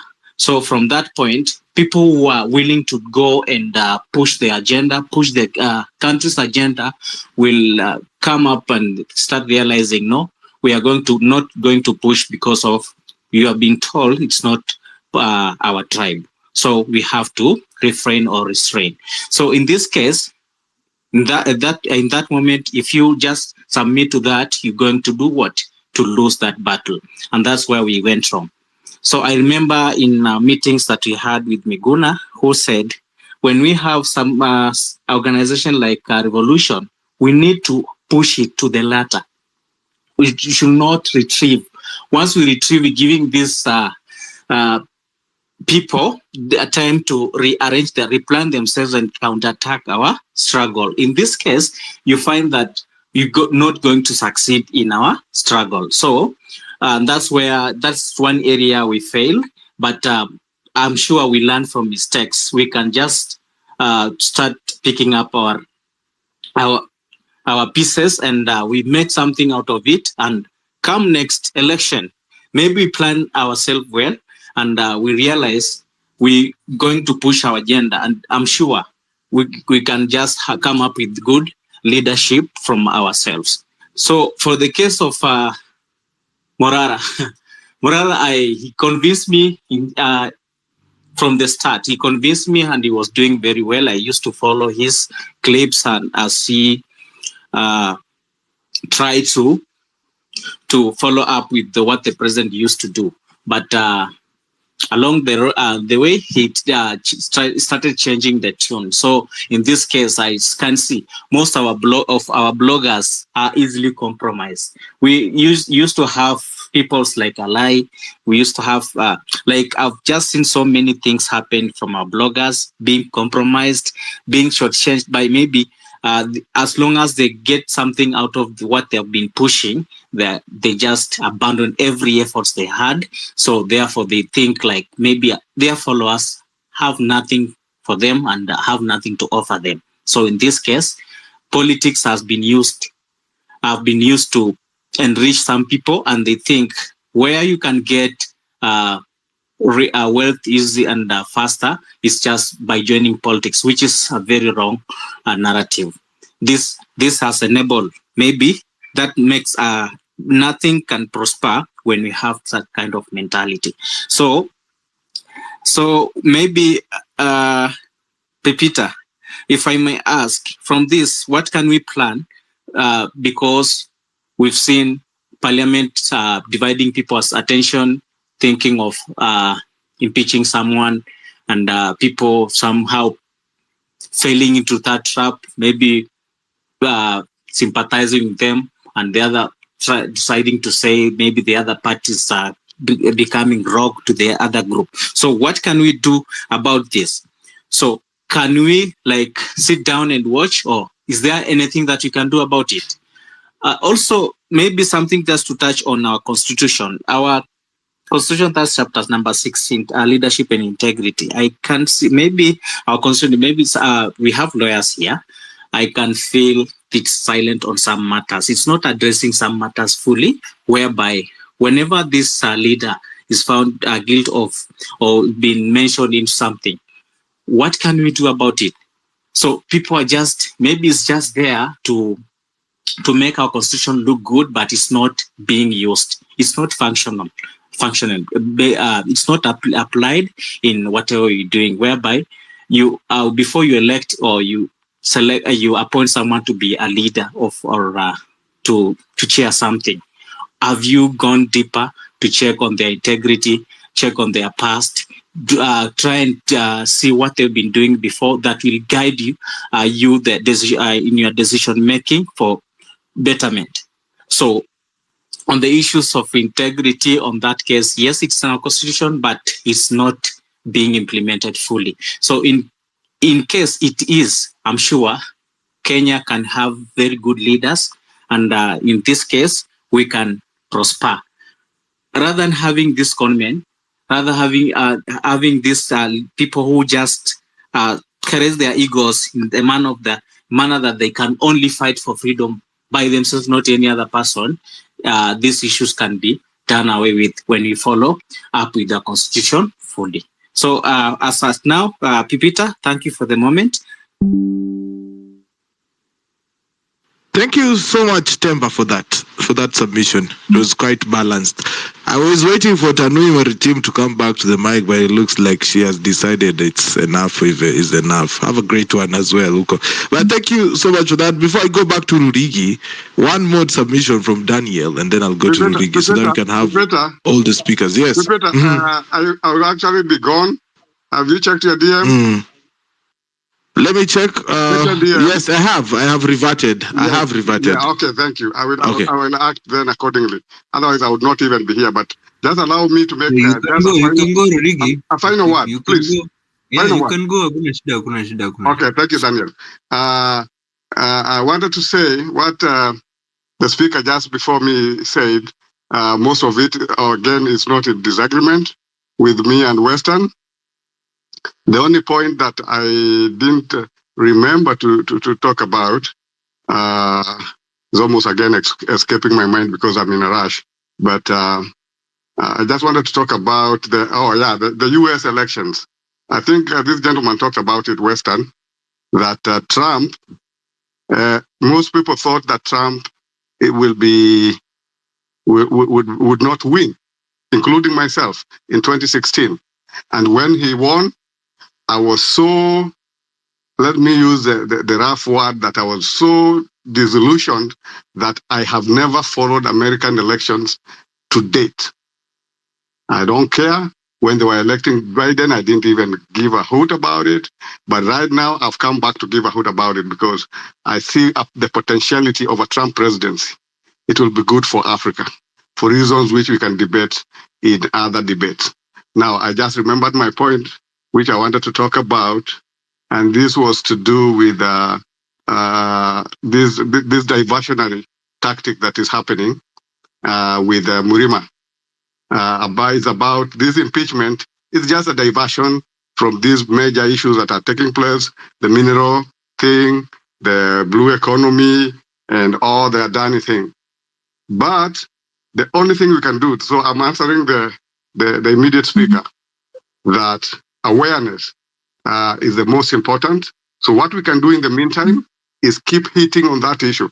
Let people not ignore the fact that this is a diversionary trick. Let's not start paying attention to the Murima thing. Let's keep Adani alive. Let's keep the mineral thing alive. Let's keep the debate alive. And as we continue to discuss how 27 we can have a Gen Zote, but led by Gen Z. The aim is to get a younger president. That's where the rest of the world is going. If we can do a Sonko in Senegal, that will be very beautiful. That's my final submission. Pipita, we'll see you on the other side. All right. Thank you so much, Rurigi, as well for your submission. I know this time zone thing is making people not be able to join the spaces on time, but yes, asante sana kwa kufind time kukuja kuongea na sisi hapa kwa show leo. Kwangu ni mchana sasa. Kwanza, this is the best time. All right. Sisi sasa ndo tunafunga siku. It's a drive show for those who are at home and also for those who are going to work on the other side of the globe. Perfect. Yes. Anyway. Okay, thank you so much for that. Daniel, I think it's your turn now. Thank you for your patience, and then I'll go to Western. Small people, yeah? How are you? Poa sana. Thank you for the mic. I hope your day was good, yeah? Now I wanted to weigh in on now. I love what is it Weston was saying. Weston, I don't know. I didn't check his name. Like I agree to an extent with what he was saying, but there's also things we tend to forget. And I'm going to be as broad as I can. You see, we are not a new crop of human beings. We are the same human beings that existed thousands of years ago. The human mind is the same. And what you need to understand is that governments and principalities and emperors, they do not rule human beings. They rule human minds. That is it. They simply rule the human mind. That is all they do. So what Akina Ruto are doing, because I heard him say that if he's a threat, they would focus on him. No. In fact, because of a very simple concept of how the human mind works, which is what the human mind focuses on is that human mind's reality. And that human mind will make decisions based on that reality, whether you like it or you don't. All of us are bound to that law. We cannot do anything outside of it. So all a government, an emperor, a dictator does is to condition that reality to focus on the things I want to focus. Let me point on to something so that you see where I'm going. The reason suddenly Cheral Gay, like a reasonably logical human being, just woke up and was like, you know what, I'm going to say that the president should take 7 years. Yes, this president that everyone is saying, fuck you, I want him to be there for 7 years. Do you know why? It's because we cannot quell their anger, but we can redirect it. They can still be angry, but they will be angry at what we want them to be angry at. Which is why they say tutampatia 7 years, and all of us we can still feel the anger because we can't take it anywhere. We can't swallow a piriton and take it away, but they redirect it to what they want it on. So the more they ignore this guy, the more you should consider that this guy is a threat, because you never want the population focused on a thing you don't want them focused on.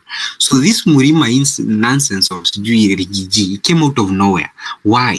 It is because they want our minds focused on the thing that they want us focused on. So the more in fact, that when you go to the story of this Senegal guy, it's the same story. They ignored the guy until he became a nuisance. They were like, by the way, tutamrusha jela for the same reason. He's out of the public eye. Why? The population is not focused on him.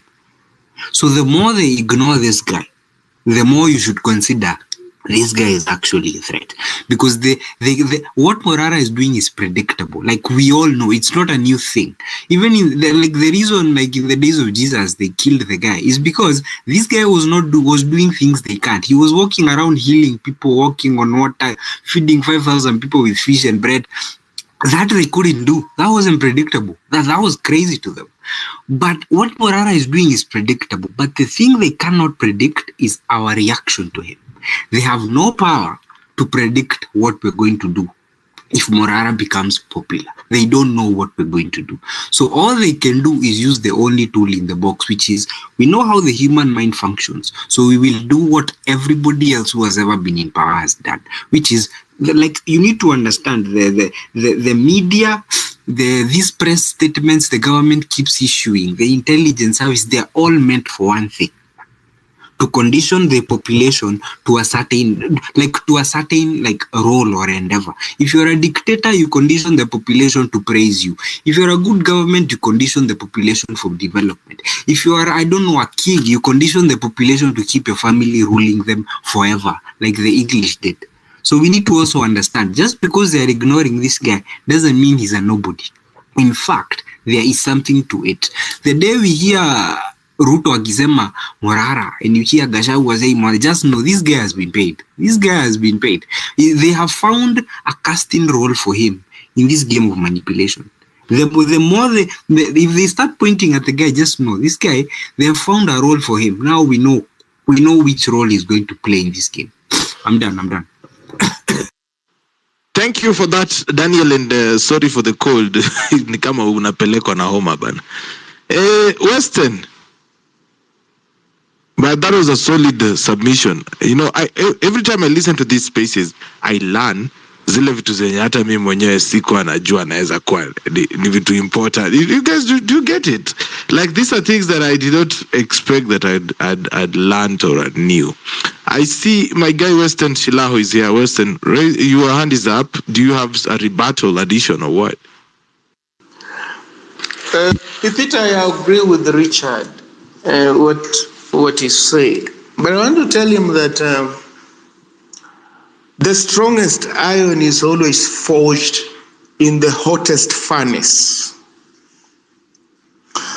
such that one of the reasons why things happen the way they do in Kenya is that behind closed doors, and this is not just exclusive to William Ruto, even his predecessors, what is supposed, and that's why they come out and say things they say on top of cars. What does it mean? It means when they meet behind closed doors, in those forums as cabinet meetings and stuff like that, they don't hold robust discussions where you differ robustly. And then when you arrive at a conclusion, you come out, you've got a common position. But that common position was not imposed on anybody. You discussed it, you explained it to people who are doubters, and they understood and they were persuaded. It's called democratic centralism. They don't do that. Instead, they've got an echo chamber where they rubber stamp everything and stuff like that. And then that's why we see some of these things that come to the fund. We ask, but they could have processed these things. Surely people could have picked out these glaring pitfalls in some of these bills and policies. They don't. It's an echo chamber. So, if you also form an echo chamber as the opposition force, I can tell you stand no chance, because you have to up your game. And I can put it to you, one of the reasons why Raila Odinga has not ascended to power, there may be other reasons, is because he is surrounded by yes men and women. With that kind of a team, I can tell you for free, it's difficult to ascend to power. You need people who will tell you, no, look here, this agreement you're making with Uhuru Kenyatta will take you nowhere. It will not. It's going to scuttle your presidential ambitions. But he has got people, whichever direction he goes, they follow him. So if he's going to a ditch, they'll go there. And that kind of culture is very pervasive in our politics. So we dare not entertain that. When people raise issues about what we're doing, it's not like they're saboteurs. They want the best for us. That's what it means. If you've got a friend who tells you the truth, that is a dependable, reliable friend. If you've got a friend who massages your ego, you don't need more enemies. So one thing is this, there are things that you can't wish away. You can look at Africa and tell me a presidential candidate who ran for president for the first time, who ran against a sitting president who was keen to block him from ascending to power, a sitting president who had formed an alliance with a seasoned oppositionist who is a past master when it comes to political mobilization and prevailed. I'm not so sure you'll get many. It could only be William Ruto. And therefore, when you admit that, what it means is that you are actually admitting that your work is cut out for you. It's not like you are valorizing that opponent or mindlessly celebrating him. What you are affirming is that I know this work cut out for me. And those who say that there were irregularities and the elections were stolen, even to steal elections from a sitting head of state, who has formed an alliance with the formidable oppositions like Raila Odinga, you must really be ahead of the game. So whichever way, whether the election was credible or was marred with irregularities, that does not take away the fact that this guy here is a formidable political operator. And when you say that, it's not like you're discouraging anybody. What you are in school of thought in international relations is called realism. Realism. Realists tell you what it is. This is what it is. You want to tell us what the world could be, in terms of norms and values, but the reality is this. This is it. When people want power, they do A, B, C, and D. And they can even overlook those things about the law, the constitution, and stuff like that to retain and achieve power. That's what it means. Very brutal. Secondly, if people were to bet in the run-up to 2022 elections to tell you why William Ruto's victory is not small, those who would have placed their money on a possible William Ruto win, the price would have been bigger than for those who would have placed their money on a Raila Odinga win. Because the Raila Odinga win looked like a shoe-in. It was like a sure bet. This thing is in the bag. But the results are different. That's why it's big. You can't ignore it. And when you ignore it, that's why his opponents fall into his games. Because my fear was this. Let me tell you. I was afraid as a Kenyan. This guy is going to win the election, and once he gets into power, is likely to rule almost unchallenged. That was my fear. And I think it has come to pass. The opposition have, instead of challenging him, have decided to join him. Why? Because I was concerned about this fear. They were scared of him. Instead of coming up with a formidable opposition against the things he was saying and his plan, they didn't have a counter scheme. Instead, they were scared of him. That's not political strategy. It's not. So what do you do? When the person you are scared of eventually wins power, what do? Do you run away? Well, they didn't run away. Some of them had said would run away. Instead, they decided to join him, which doesn't surprise me because they didn't anticipate this, the reality. It's come to pass. Richard, Moi didn't know that Kibaki would win elections. Actually, if Raila had not bolted from Kanu, that's why history is important. Moi had completely outmaneuvered the opposition. There was no way Kibaki and Wamalo and Ngil would have won the election if Raila had not bolted from Kanu. When he bolted, he completely collapsed Kanu. He moved away with the people who are not courageous enough to confront Moi. And when Kanu collapsed, that handed Kibaki victory. And therefore, those words, Kibaki Tosha, at Uhuru Park, for those who read Kenya's history, that is the day Moi Kibaki won elections. What came after was coronation. That was the day he won elections. But Moi had calculated that Kibaki, Ngilu, and Wamalwa would have a candidate. Then he would have Uhuru Kenyatta as a candidate. And then there would be another third force. It could be Wamalo or somebody else. Now, that would have made it easier for what then was called Project Uhuru to succeed. The person who pulled the rug from under Moi's feet was Raila Odinga, when he moved out and immediately declared Kibaki Tosha. But for Moi, it was a win-win. Whether it was Kibaki or Uhuru Kenyatta, it was a win-win for him. Why was it a win-win? It was a win-win because sitting presidents or outgoing presidents are usually concerned about whoever is going to succeed them. If the person is going to succeed you doesn't read from the same script as you do, you could actually end up in jail or in exile. Like in Botswana, the former president is in exile in South Africa. The current president, if he steps in Botswana, he's going to be arrested. So he's in exile. That's what happens if you are succeeded by somebody who is your sworn enemy. But Moi was comfortable. Either way, it's a win-win. Kibaki is not going to come after me. This was a person who was my deputy president for 10 years, was in my cabinet as a minister. We go a long way during the Jomo Kenyatta period. So he's not going to do anything as far as my wealth is concerned, my interest. Uhuru Kenyatta is my protege. This is my political mentee. It's not going to come after me. So he was concerned about a Raila Odinga, possible Raila Odinga presidency, but not a Moi Kibaki or Uhuru Kenyatta. And that's why 2007, he supported Moi Kibaki. That's what he did. So I think that history is important. It's very important because it lays the groundwork, the background to where we are now. And therefore, we dare not, I repeat this, we dare not set up an echo chamber. If we do that, we are not going to actually extirpate this deeply entrenched plutocracy.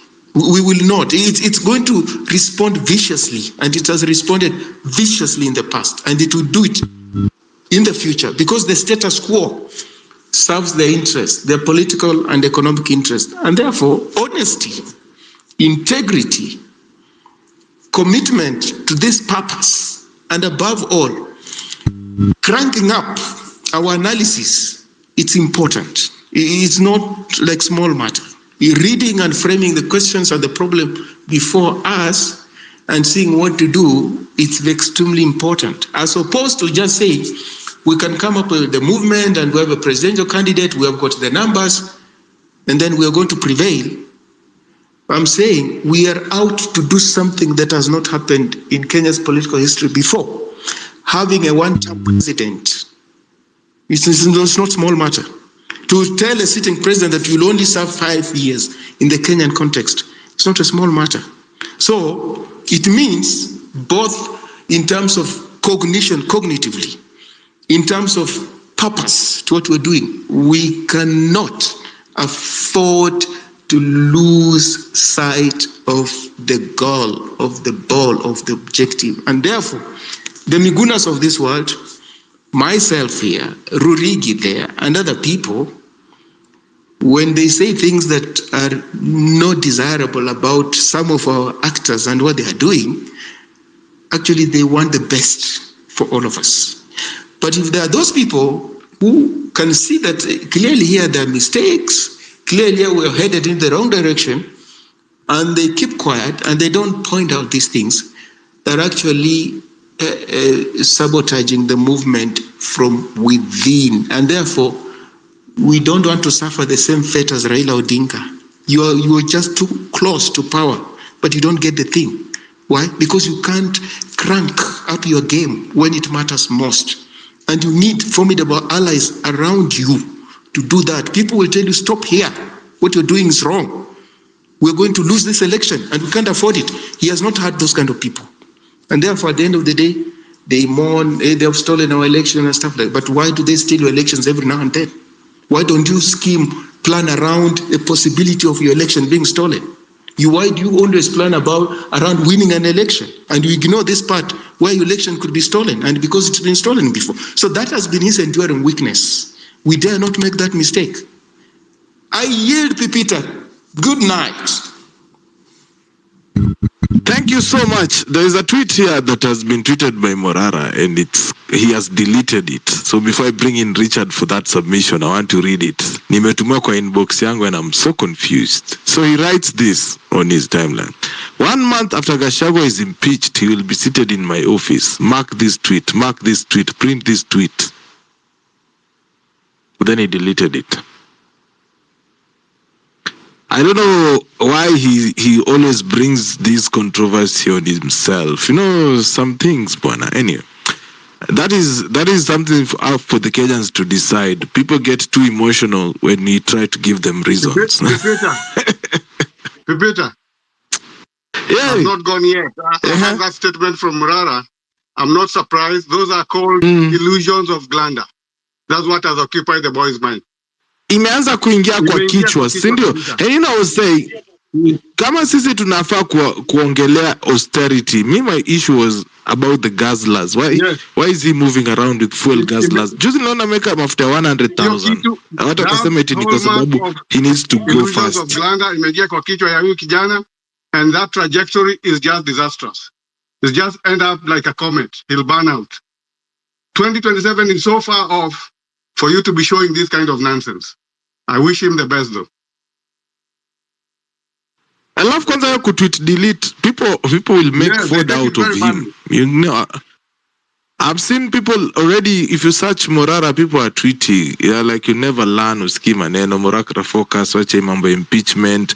You know, he's already commenting. If Gachagua is impeached, I will impeach. Sijui nitakaa ofisi gani, please. Is like a wet dream. That's a wet dream. Look at this. Look at the poll he's running on his tweet right now. If Gachagua is impeached, will he be useful to us or useless to us? Why do we care if we don't care what Gachagua does? Let Gachagua do his shipping. Why would he tweet something like that? Why? That's why anybody who is criticizing Miguna for saying the boy is lost doesn't know Miguna, doesn't know what is happening. The boy is lost, is almost irredeemable. But I hope he can be redeemed by coming back to his original sense, as we said. The only thing Kenyans cared about was the projects. I don't know why he's going political so fast. And doing the audit and continue to be the dispenser, I don't know of what wisdom and whatever, continue on that path. Forget anything else, like you'll get office. Just show you are not even interested with that office. Then naturally, it'll come to you. But the way he's going, I'm sorry. I'm just sorry. We have seen this script before from 1992. Even this guy, young man called, not young man anymore. What do you call it, man? Girongo. Girongo, when he became a youth for KANU, he thought, now the next thing is the presidency. And it got into his head. And by March 93, Moi clipped his thing and put him in a debt he has never been able to pay to date. While if he had kept quiet and just enjoy the money, ran for MP, he would be president today. He would have defeated Kinaruto. He had all the money. But now, Moi alifinya hiyo pesa yake yote, akamwingiza kwa sijui scandal ya Sololo, sijui inaitwa nini, mpaka leo, that guy is bankrupt. So, hiyo ndio trajectory. Tumeiona tangu 30 years. We have seen this thing. So, this young man, please, mtu mwenye anaweza kumreach na tuendelee kumuombea. Because he's a very potential good guy. But now the trajectory, power imeingia kwa kichwa already. Ni wet dream. He's having a wet dream. Anyway. I'm now reading a comment from Al-Kebulan and anasema kwamba I really respect, before I bring in Richard, I really respect Western Rurigi. They have been in the revolution for a while, even before we started. Can they approach the analysis of the Gen Z perspective? We have the momentum. Maybe they can give their view, knowing that we want to move on as spontaneous as possible. Unfortunately, it is not a spontaneous activity, Madam Al-Kebulan. People have to go down and people have to sacrifice. But we cannot be sacrificing and you're getting excited. We have had the likes of Okia Umtata, we have had the likes of Boni Mwangi, who have dedicated their lives to what we call service of the people. And they have fought regimes on regimes. I remember one time Boni dropped Mangurue. That was one of my highlights, Boni Mwangi. You know, honey activists. And Morera presented us an activist role, exposing government projects, okay? And he is filling a gap now, a leadership gap. But now the way he's taking it is taking it too far. Why would you promise people that Rigathi Gachagua, 1 month after being impeached, he will be seated? He tweeted that. And then he deleted. And the next thing is like, Rigathi is will he be useless or will he be pointful for any movement? Can I tell you? Daniel, what's up? Before we go to Richard. I wanted to add on to what Rigi is saying. I think, okay, what's happening with Morara is it's predictable, but I think for Akina, the vast guys, Akina, the guys that you're saying are advising the guy, then I think it is wiser for them. Because what the guy is suffering from is an overload of attention. He's never had all this attention. So it's normal. Like he has 1 million people tweeting. Like he's just overloaded with it. So he might lose his way in terms of decision making because his focus might get off work. So isn't it like incumbent on Kina Miguna and the guys who have asked to be like, hey, we understand the situation better than you. And they go and advise the guy. Not just blasting him online. Just literally go for the sake of his cause, because Miguna was he was very, very all in on this cause. Should be like, okay, this guy is potential. Let's go and let's guide the guy. Because what the guy is doing is not like out of this world. We all understand he has a lot of attention. He doesn't know how to manage it for now because he's not used to it. He's new. It's like someone learning to walk. So you don't trip someone who's learning to walk. You will either let them walk or kianguka unamwamsha. Unamsaidia kutembea. That's all I think. Naona kuna mtu anasema John ana tweet Morara Kebaso akuje kwa space. I would like to put it out here on spaces that I do not invite guests to my show, but sometimes time to time I bring in guests. So I approached Morara twice, and also I approached Joshua Okayo, Hanifa, I sent them DMs, yeah. But only Joshua Okayo reached out. I think we had a very constructive conversation with Joshua Okayo. But I understand Morara is getting a lot of DMs and all that. So, but he still gets to read others. So I hope he gets to read mine as well at some point and make a point to come to talk to us. Because I feel like we also need to have the voice of the people who are down here, who do not have blue ticks also, who do not have 1,000 followers to be heard as well. Richard. PP, I'll try and make my points within the next 3 minutes because I'll be dropping off for different engagement. I do not disagree with Rurigi or Sheila who just left and the rest of us. I think for me, I'm just looking at the bigger picture and asking myself, what do we want as a people? As young people, what sort of change do you want to, see? And what machine are we building to actually try to fight off the old establishment? This issue of Morara, to me, I don't want to over-comment it so that somebody feels like I'm putting a case for the guy. I think from what, was it Tembo Daniel has actually said, it might get to a point if you're to bank on this individual to actually lead us to where we want, perhaps that's a discussion we can have on another day. But I think what the young people perhaps expect is by the time you're coming to election times, we'd pull off a magic card and, pull up a wave that would probably have people, tongues wagging and, we actually get a fresh set of leaders. But when you check news every single day, old politics still has a hold. The politicians you're dismissing online, the bad members of parliament actually have a people who listen to them.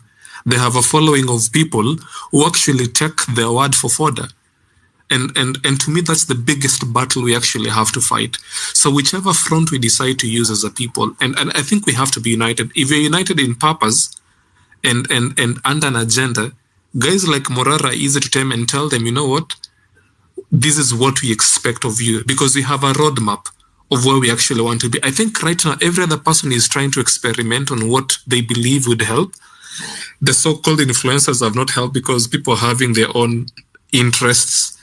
I mean, everyone is actually having. So I think it's getting to a point whereby, because one of the exposés is actually doing at Githunguri, somebody asked him, you're telling us, yes, these people are bad, but where do we put our vote? Like, where do we do? Because the issue of accountability and all that, it might be too hard for most people to actually catch and understand. At the end of the day, when that ballot time comes, the emotional vote, and I'm calling them that deliberately, would emotionally vote about something. And that's the eventuality we have to prepare for. Most of these guys won't even care about being changed. Maybe some of these guys are trying to do civic education. They'll come and change because perhaps guys would be in parliament or the new crop of leaders, I hope, would put that change. I think what you're trying to do is we are trying to sort of lead everybody and strategize with everyone online, which cannot happen. At the end of the day, there are people who will be changed because they've bought the idea. Others would actually need a bit of convincing. Like the old people, how they view Gachagua, they go to beds at night and I can tell you, they feel like Kujamenya amfanyi vizuri, and that's where their story ends. They don't have the perspective we actually have. For the guys who've supported Raila Odinga for the longest time and how he keeps doing whatever he's doing, for those people to actually go ahead and change their mind and have a different perspective, it's an uphill task. So for me, my last point would be PP. At the end of the day, the game is going to be won at the ballot. And the kind of narratives, whether it's for accountability for a new Kenya or for the old politics trying to pull whatever they're going to pull, that's actually where it's headed. So to me, the Morara question is inconsequential. At the end of the day, the end goal is, what is the voter going to think about? Who's going to shape the narrative that will actually give us what we want? At the end of the day, with all the games you play, with all the money that would be spent or whoever will do it, it will actually boil down to that one vote and what that person would be thinking. It's a battle of the minds, by the way. It's not even a battle of political games. The best narrative would win come 2027. I yield.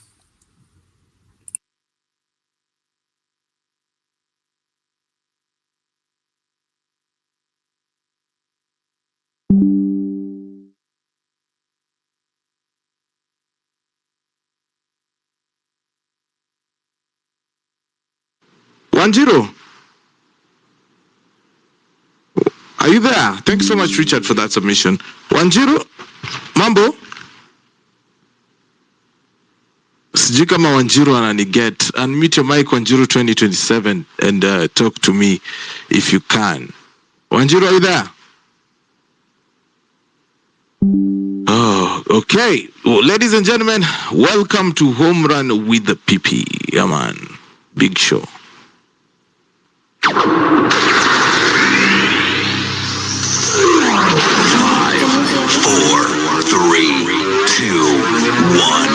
0. Welcome to Home Run with Pipi. Yes, I can hear you, 1-0. You had to pay the bills up hivi kwenye show, but how are you doing? I thought she did not hear me, but anyway, welcome to Home Run with PP. 1-0, I was hearing you before you dropped. We are at our final hour of the show. Ladies and gentlemen, welcome to the show. Of course, it's always a great honor to have you guys. It's always an honor to have you guys. We always have great conversations hapa ndani. Na ningependa tu kuwakumbusha kwamba hapa hivi kwenye show yetu tunasapotiwa na nyinyi wasikilizaji. If you like what you're doing, pale video there's a tip line 0721948229 is the number to send in your support. Haya, 1-0. Hi, I thought you didn't hear me. That's why I dropped. I heard you delayed to come to the mic, so I played the jingle and I couldn't stop the jingle midway. It's fine.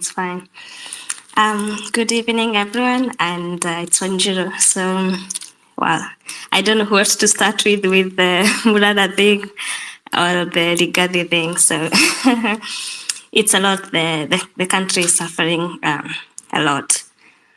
Well, and maybe I'll start with Murima, self-proclaimed Murima God, Rigathi Gachagua. I think ni mwiba wa kujitakia because I think when the kids when we were in the streets and we were being killed, he didn't say a word. I mean, when corruption was happening, he didn't say a word. Right now, I don't think we can support him. It's not time for us to choose sides. We can't even choose sides. They should go. I mean, for impeach both Ruto and Uhuru, not Uhuru, sorry, Ruto and Rigathi. They belong to the same boat, so they both deserve to go home. I think that's why we were all doing all this, and this the whole thing of the movement. We want both gone. Like, how can you explain, I mean, from a chicken seller to someone who is now selling airports, selling public properties? How do you explain things that are happening? That Rigathi has been there. I actually tend to think maybe Rigathi wanted maybe a part or a share, of the Andani thing. And he was thrown out. He was like, no, we can't give you. Maybe he wanted a tender or a bigger one on things, but he was like, maybe he wasn't given a part that he wanted. Now he started making noise. Anyway, Rigathi, according to me,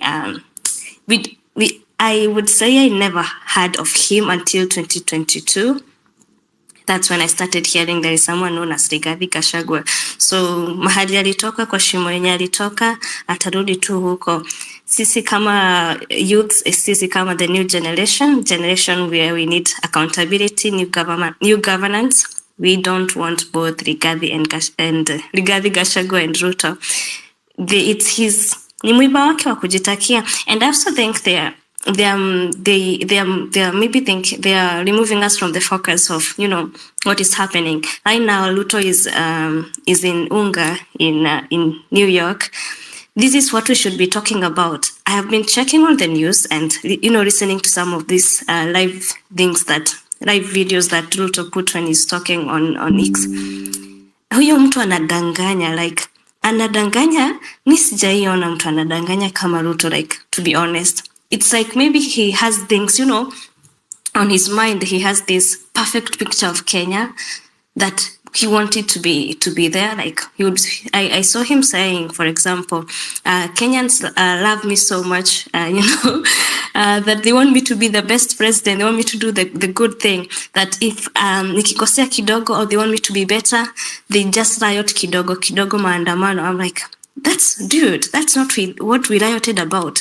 The first riot was finance bill, because you were you are, you are demoralizing us. You're making us your slaves. You are literally making Kenya the worst place ever. How can you just on sober mind go on a public platform on the UN and talk to other leaders in the whole world and tell them Kenyans loves me, that's why they do rioting? And the same thing about the Fund Foundation. How can he be someone who, on 25th and the 26th, 27th, on the days that followed after the Mandamano, he was there saying, "Oh, I know it's Fund Foundation who is doing this Mandamano thing, who is giving money to the youths, funding them for." And now I saw him shaking hands. I think maybe like 2 days ago with the Ford Foundation director, and I'm like, gosh, this is the same person. Yani, huyu ni mtu aina gani? Like, honestly speaking, I don't think he is on his sober mind. Like, to be honest, he is not sober. That I don't know, because how do you explain someone who just stands out of his he's not sober? And the other thing I would also like to maybe note is how he literally elect or nominate people who have no crews. Like, how do you explain having Joho as the Minister of Minerals, and how do you explain having Badi as the Minister of Finance? How do you even explain having someone like Kidiki or Tuya as someone who is the Minister of Defense? How do you explain having incompetent people being there as the ministers? And when you ask them, when you ask people near Ruto, they'll be like, "Oh, these people, they're incompetent, and that's why Ruto steps in." Like, how do you explain Ruto stepping in during the education thing where he invited the students and he was the one answering the new education model of the university? How do you explain them? There is the Minister of Education, there is the PS of Education, there is literally, but he has to step in on every occasion. How do you explain that he literally has to step in everywhere? Meaning he nominate people who are incompetent to start with, because of course, kama Soituya sijui anaitwaje Soipando huyo, whoever that Soipan is, during her tenure in environment, she did nothing. Now she's in defense. Do you know how much defense really means? Someone who is supposed to be the Minister of Defense, and it's that woman. I actually am pro women. Don't come on my DMs say, "Oh, Wanjiru ni nini." No, I am pro women, but we should have women who are working for the government. No, who are working for the people, because we also have women like the Nakuru governor. Leo nimeona akienda kulaunch mfereji haitoi maji. Like, seriously. We have the G7 thing of happening in Kirinyaga. Unajiita G7 kitu gani? Yani counties zimekosa kazi hadi wanakaita wanawake in power. Miaki, saa zingine you just look at Kenya, ninasema iuzwe kila mtu akatiwe upande tuende kwenye tunaenda siku mbaya. But according to the topic of Rigathi, hiyo ni mwiba wa kujitakia. Whatever happens to him, I don't actually give a fuck, or I don't care about whatever happens to him. He was never there for us, and he's even not there for us. And maybe this is also a tactic of Ruto, trying to make us forget Andani and trying to make us forget he's selling JKIA. So thank you, Pipita. Thank you, Bainika.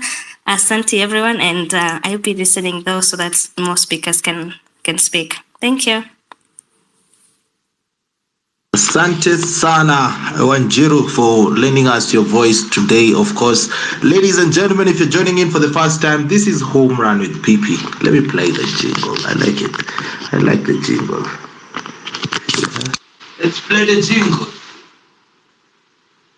You're listening to Home Run with PP. Weekdays from 4 p.m. to 9 p.m. 39 minutes to the top of the hour, ladies and gentlemen. Kama kawaida, kama dawa hapa hivi ndani kwenye Home Run with PP. Unajua tu vizuri, weekday yoyote kuwe kuna nyesha snow, kuwe kuna nyesha mvua, kuwe kuna maandamano ama hakuna maandamano, kuwe na topic ama kusiwe na topic, kila siku ya wiki, Monday to Friday, unanisikiza hapa hivi masaa 4 p.m. to 9 p.m. East African time. If you're a Kenyan listening to me from the diaspora, big up to you. This is the show that connects you home. Ndio inaitwa Home Run. Anyway, okay, hiyo nimeguess. Lakini imeingiana. To agree, imeingiana. But ladies and gentlemen, kama kawaida, we are on our final hour, but if we had to add, we will add. Now, I've had a very interesting conversation starting with the Rigathi all the way down to tuende mpaka kwa kina mambo ya sijui Morara. There's so much that is going on in this country. We are having an information overload.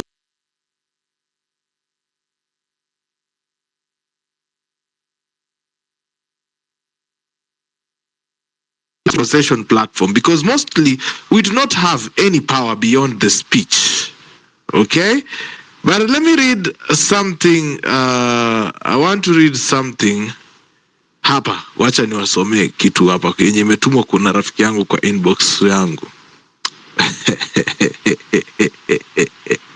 Ladies and gentlemen, sijui mtasemaje kuhusu hili kabla niende kwa Patrick. Anasema kwamba I really speak on space, but I share something on called space. Oh, that was the other day. This one, yeah, today in the Tuesday. Hey, PP, my 2 cents tells me that the Murima guy could be financing Morara, and he's preparing us for the inevitable. I pity Kenyans who are yet to lower the expectations. The pain of disappointment will be great. Have a great one. That is one of our listeners in the inbox. Alafu kuna mwingine anasema kwamba Kenya shillings 40 billion from China will be directed towards resuscitating stalled infrastructure projects by across 15 counties. These projects, which have languished due to financial constraints, are vital for regional development but have been a source of growing frustrations among local communities. There is a growing citizenry uprising due to the 15 projects as listed below, and those projects are the ones Morara whistle blew.